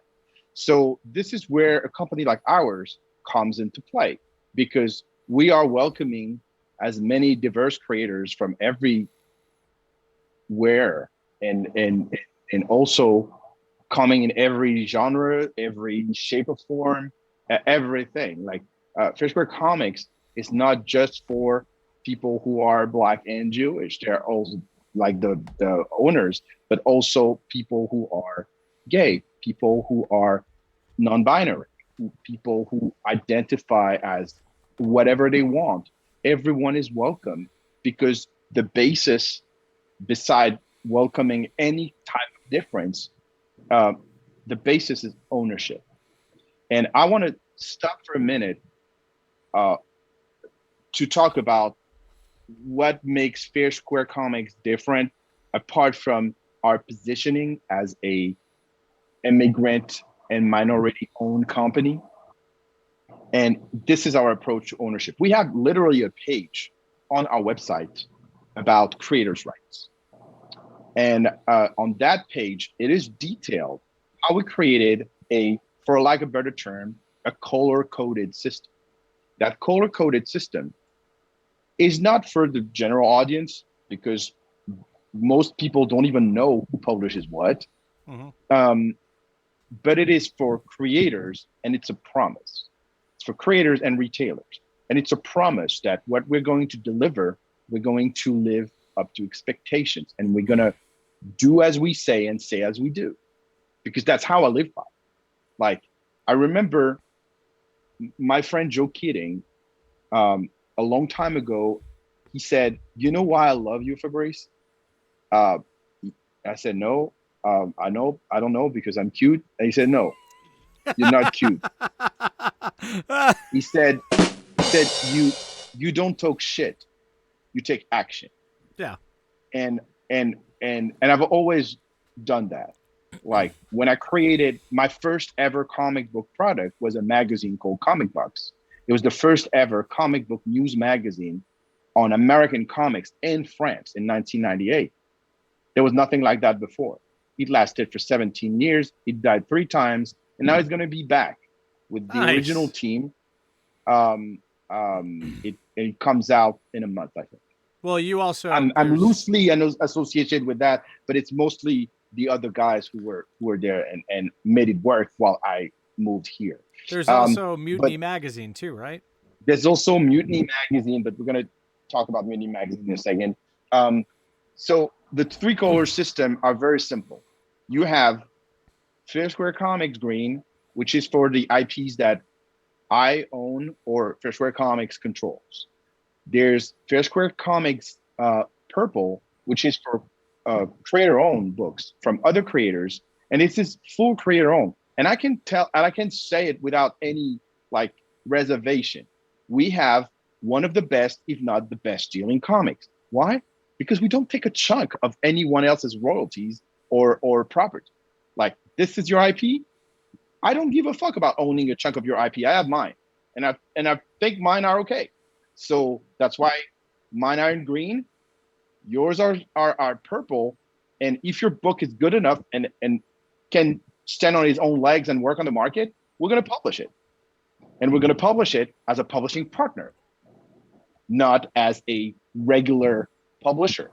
Like some other publishers that I won't name here, because I still respect them despite everything, they're taking up to 50% of your IP. Jesus. I don't believe in that. Egregious. I don't believe in that. I believe that as a creator, you should own 100% of what you created. Yeah. So, and even look at Image. Image only offers full creator owned in some parts of their system. At Skybound, it's not 100%. At McFarlane, there's only McFarlane owned. At Top Cow, it's mostly Silvestri and Hawkins owned. So it's a very different type of system with different variations on the same thing. Anyhow, FairSquare Purple is for creators like I was mentioning Ibrahim Mustafa. He's a FairSquare Purple. Noir is the New Black. All the creators are FairSquare Purple. We just signed a book by Brian Valenza and Henry Barajas, which is called Beyond Topia Legends, which will be a reinterpretation in a modern and superhero adjacent way of Indonesian legends. Cool. It's gonna be awesome. Oh, that's dope. This all sounds cool. And in the time of social media, the other cool thing about it too is to get back to representation for a second here. There's a TikToker I follow, very funny name. He is a gay creator, but a huge comic book fan, and he's even taught me a bunch, since I started following him. His name is Ass Crasher. Very funny name. Laugh every time I say it. But I follow him too. I love Ass Crasher too. It's amazing. He's such an astute comic fan. And getting that perspective from other folks, like people who aren't like me, like people who aren't straight, who aren't American, who aren't Italian, who aren't this, who aren't that, like hearing all different perspectives of what comic books mean to people is so fun, because it's this big fucking thing that brings us all together. And that's what the medium is bigger than any of us. And, the medium is the star of the show. We've proved that tonight officially. Now we got one more thing I know you wanted to talk about before we finish this night out. This amazing conversation, episode 3, going off without a hitch. First time in the history of the universe that a bunch of nerds has gone off without a hitch. So it's time for everything. But I'm tissed too. I want just to say a word about the third color. Sure. There was a third color, which is FairSquare Blue. Let's get back. And FairSquare Blue is important because it's the books that we're sourcing from publishers from all around the world, and we publish in the United States. Ooh. And in the FairSquare Blue universe, our first book is going to be a book called No Kidding that comes out September 7th, and it's a book about the women's right to choose whether they want to have a child or not, or get an abortion. And it's a very interesting, smart, funny, non-judgmental type of book. It's a graphic novel that is written by Vero Cazo and is drawn by Maddy Martin, who's in reality is Marguerite Sauvage. And a lot of people know Marguerite Sauvage. And she drew that book under another name. Another stage name. Actually, Marguerite Sauvage is not even her real name, but that's her common name. But she has this other personality, Maddy Martin, that she's using for this kind of different style. And believe me, when people discover No Kidding, they will fall in love. I look forward to this again. Another topic that's very on date with everything that just happened with Roe versus Wade. Things that, as much as a lot of us are uncomfortable talking about, needs to be discussed. It needs to be brought prevalent. And you know what? Something like this, it's a great way to introduce it to it. Like X-Men has always introduced us to diversity. X-Men is famous for that. My absolute favorite X-Men title of all time is God Loves, Man Kills. Huge Chris Claremont fan. Even a little questionable after his comments of recent about Gambit. But I think it's important that we bring those things to the front of the line. We need to talk about diversity. We need to talk about women's rights. We need to be understanding and respectful of these things. And that's one of those things. Like, first and foremost, as an Italian American, I hope to see some Italian creators within your ranks. I was a big fan of Torpedo when I was a kid. Actually, we're gonna have he's of Italian descent and he's an Italian immigrant, but we're gonna have this book that starts in February that is a superhero book, Photonic Man of Light. Cool. which is story of a hunchback turned superhero, and whose supporting characters are a Showa survivor with psychic powers and a stray kid. Sounds cool. This book is created by Shiro Tota, who was born in Italy but lives in France and has been living in France most of his life. It's one of my childhood heroes. It has the emotional tone of the X-Men. It has this kind of naivete of the first Stanley comic, and it's very powerful. And it starts in February, ongoing, and its own title in America. I like Platonic the sound of Man this. of Light. I love that. I'm glad you I'm really glad you touched on the color system within FairSquare, showing how you are very creator focused and diversity is at the front of your mind. We know that already, but knowing that creator diversity is out there and that we're getting to see comics from all Story over the diversity. world. Yeah, and story diversity, but seeing comics from all over the world. I think that's something that any diehard comic fan. This has nothing to do with political correctness, friends. This has nothing to do with any of that stuff. This has to do with putting the spotlight on everything. Listen, we do it with basketball, we do it with football, we do it with baseball. You see wonderful human beings from the Dominican Republic. As a Red Sox fan, Pedro Martinez, one of the greatest stories. David Ortiz, Manny Ramirez, amazing stories in baseball. You see those stories, and I think that's something that's sorely been missing from comics for a long time is that world showcase that we as readers deserve. Like, listen, I'm sick and tired of the cookie cutter dude with a little Jerry curl who flies around. As much as I love him, but like when they, just a little quick offshoot before we get to Mutiny, when Mark Waid did Superman Red Son, I jumped through the sky. Mark Miller. Or Mark Miller, excuse me. Yes, Mark Miller and Dave Johnson. Mark Waid did Superman Birthright. There we go. But got him backwards.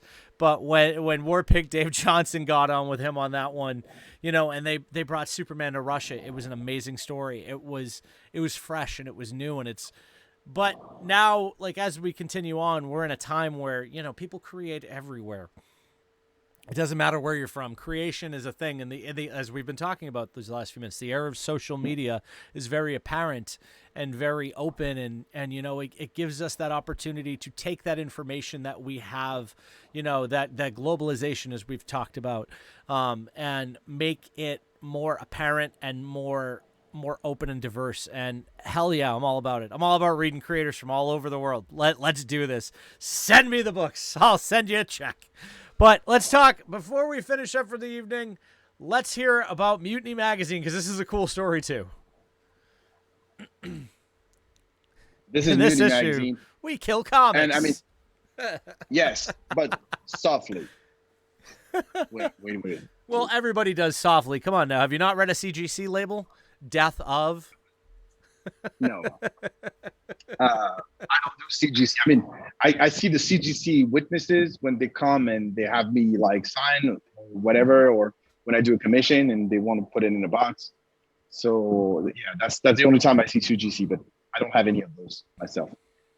Not in my price range. Mutiny it's kind of like the manifestation of what I love about comics is how universal, we were saying this earlier, how universal the medium is. And we launched the concept on Kickstarter last year, boom, $20,000. Big success.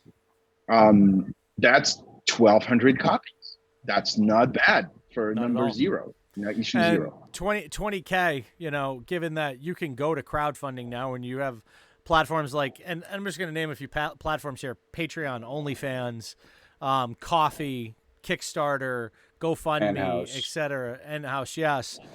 You have all these different platforms to bring your, and we make fun of OnlyFans all the time, but you have a place where you can show your butthole, a place where you can premiere your podcast early, a place where you can fund any project. And there's a lot of creators that I know, and I'm going to mention Mike Kingston, creator of Headlocked, who we're going to be having on in a future episode, where you can bring your product directly to the fans and say, hey, listen, this is what I want to do. If you're interested, $1, even if you spend $1 with us, it's appreciated.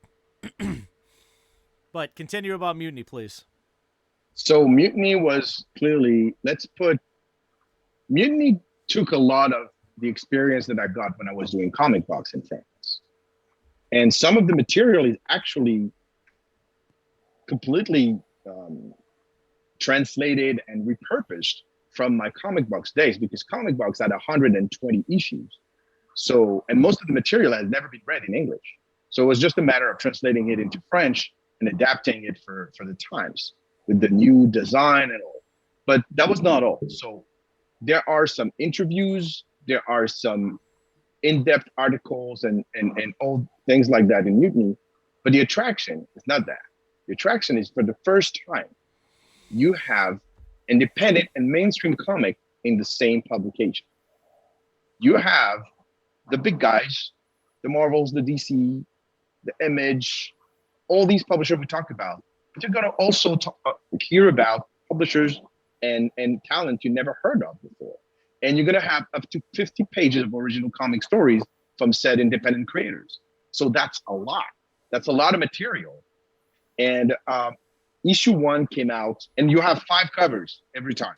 5 different covers by pretty known artists. I mean, that's pretty cool. This one is Alita Martinez. That's our best selling.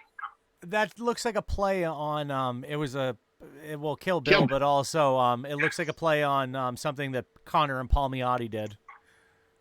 Well, no, it's our mascot, Miss Mutiny. Okay. She's on every cover of every issue. At least one cover is Miss Mutiny.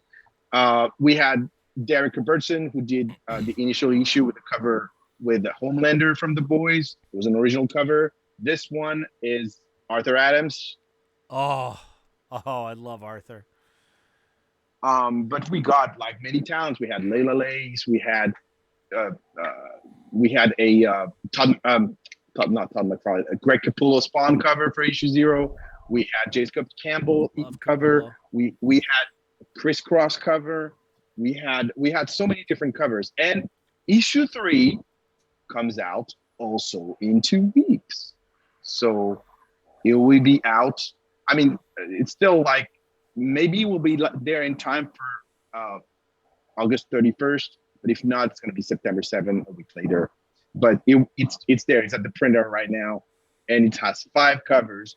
And I was mentioning Photonic a minute ago. You will be able to read the first issue of Photonic inside Mutiny number 3, as well as another installment of one of my other projects called No Future, which is the story of this group of outcasts that survive this event when time starts going backwards and erases itself. Hey, Nick, if you're watching, order me a copy of this immediately. Cover? All the covers. Guys, before we wrap up for the evening, I just want to open the chat up again to questions for Fabrice. If any of you are still awake, I know we're over time. I said we were going to go over time tonight, even though it took me a sugar-free Red Bull to stay awake. I've been beaten up all day. Chris and I have You've been awesome. Yeah, the Red Bull saved me. I'll tell you guys a quick funny story. I texted Fabrice before the show, and I'm like, I think we're going to go 2 hours tonight. And he's like, are you kidding me? I thought he was going to kill me through the phone. And I was like, let me get a Red Bull in me and see how I feel. And, do you have any regrets? No, not at all. Not at all. Okay, listen, good. We go 3 hours every other Tuesday, so like this is normal to us. But today I just felt like I got punched in the face. I don't know what happened to me, and I'm like, I took a COVID test, nothing. Took a second COVID test, nothing. I took 2 naps, nothing. And I'm like, fine, Rebecca, you're going out? Yeah. Can I get me a Red Bull? Biggest one you can find. Like I want a 400,000 ounce. Oh, that's a good question, Nerd Affiliate. All right, guys, we got a question. Now, this is one of our partners, a channel that we work with. I'd love to introduce you to this gentleman off air, Steve Archer. He runs Hey Archer, and he runs this wonderful YouTube channel called Nerd Affiliated. Okay, Steve is. You think I'm a good interviewer? You got to sit down with Steve. Steve makes me look awful.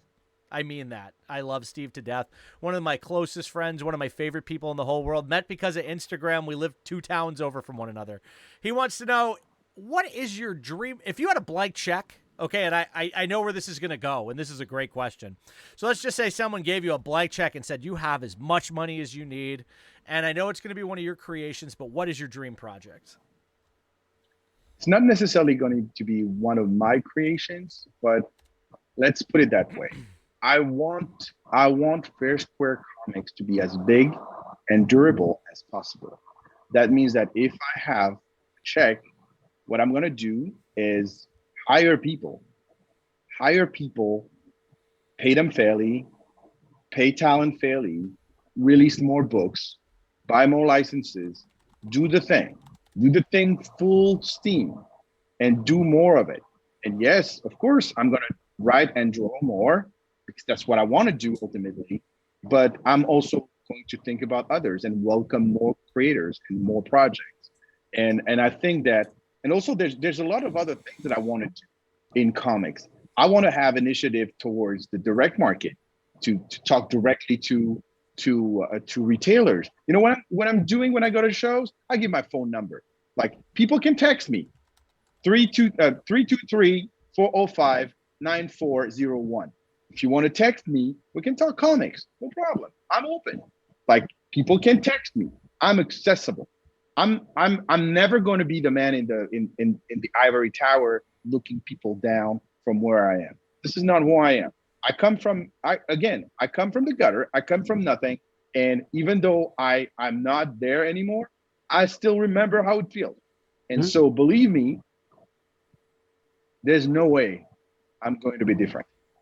And with that, you just answered the last question from Steve was, do you fear becoming the Machine if you ever got that big? And I think the answer is a straight no with that. And knowing you, I've known. And look, this is, you know why? Let me tell you this, Steve, because I was a Boy Scout, and I've been a Boy Scout like for 20 years, from 9 years old to 25 years old, even like from 8 years old to 25 years. So not even 20 years, a little bit less than that, but like still a long time.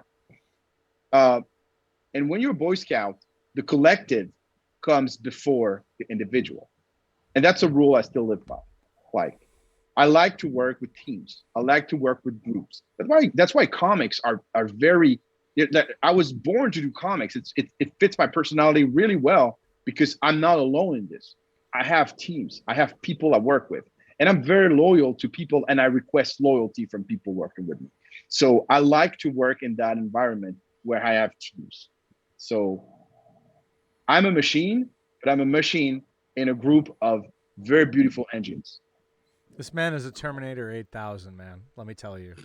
Believe me, we could probably do 6 more hours of a show, but it's almost midnight here on the East Coast. But he's a T1000 with amazing penmanship. He's a T1000 with a Ferrari engine, bro. But weird accent. It's a great accent, and you know it. Guys, that's going to do it for the Brand Show episode 3, 21 minutes of extra content. First of all, I want to thank Rebecca for the Red Bull. I want to thank Fabrice for being on the show tonight. And I want to thank Smalls for that beautiful headband that he's wearing. Oh, thank you. Courtesy of SA Face Shields. Hashtag not a sponsor, but wouldn't say no. Wouldn't say no. But guys, for Fabrice, for Smalls, and for myself, thanks for tuning in to episode 3 of A Bunch of Nerds. We'll be back again August 23rd for Saints Row Day and our good friend Carlos Ferro. If you're still here and watching, I know some of you are still with us. I appreciate you being here. Don't forget to tune into our good friends Hey Archer and Nerd Affiliated Thursday night at 8:15ish at youtube.com/Nerd Affiliated. Steve, if you're still in the chat, tell us your guest. But either way, guys, thanks for tuning in. We'll see you in 2, and be well, be safe, and as always, be good to one another. See you next time. Stick around for the raid. You don't like the lights, but it's camera time. Said take the picture, but you rolled your eyes. Now I'm mortified and still terrorized. Push me behind to get me from my better side. I wanna push you back, but that's all you want. Wanna rub me up, I'm holding back. Tryna get me framed, throw me in cuffs. Said I attacked you, that's just a false truth.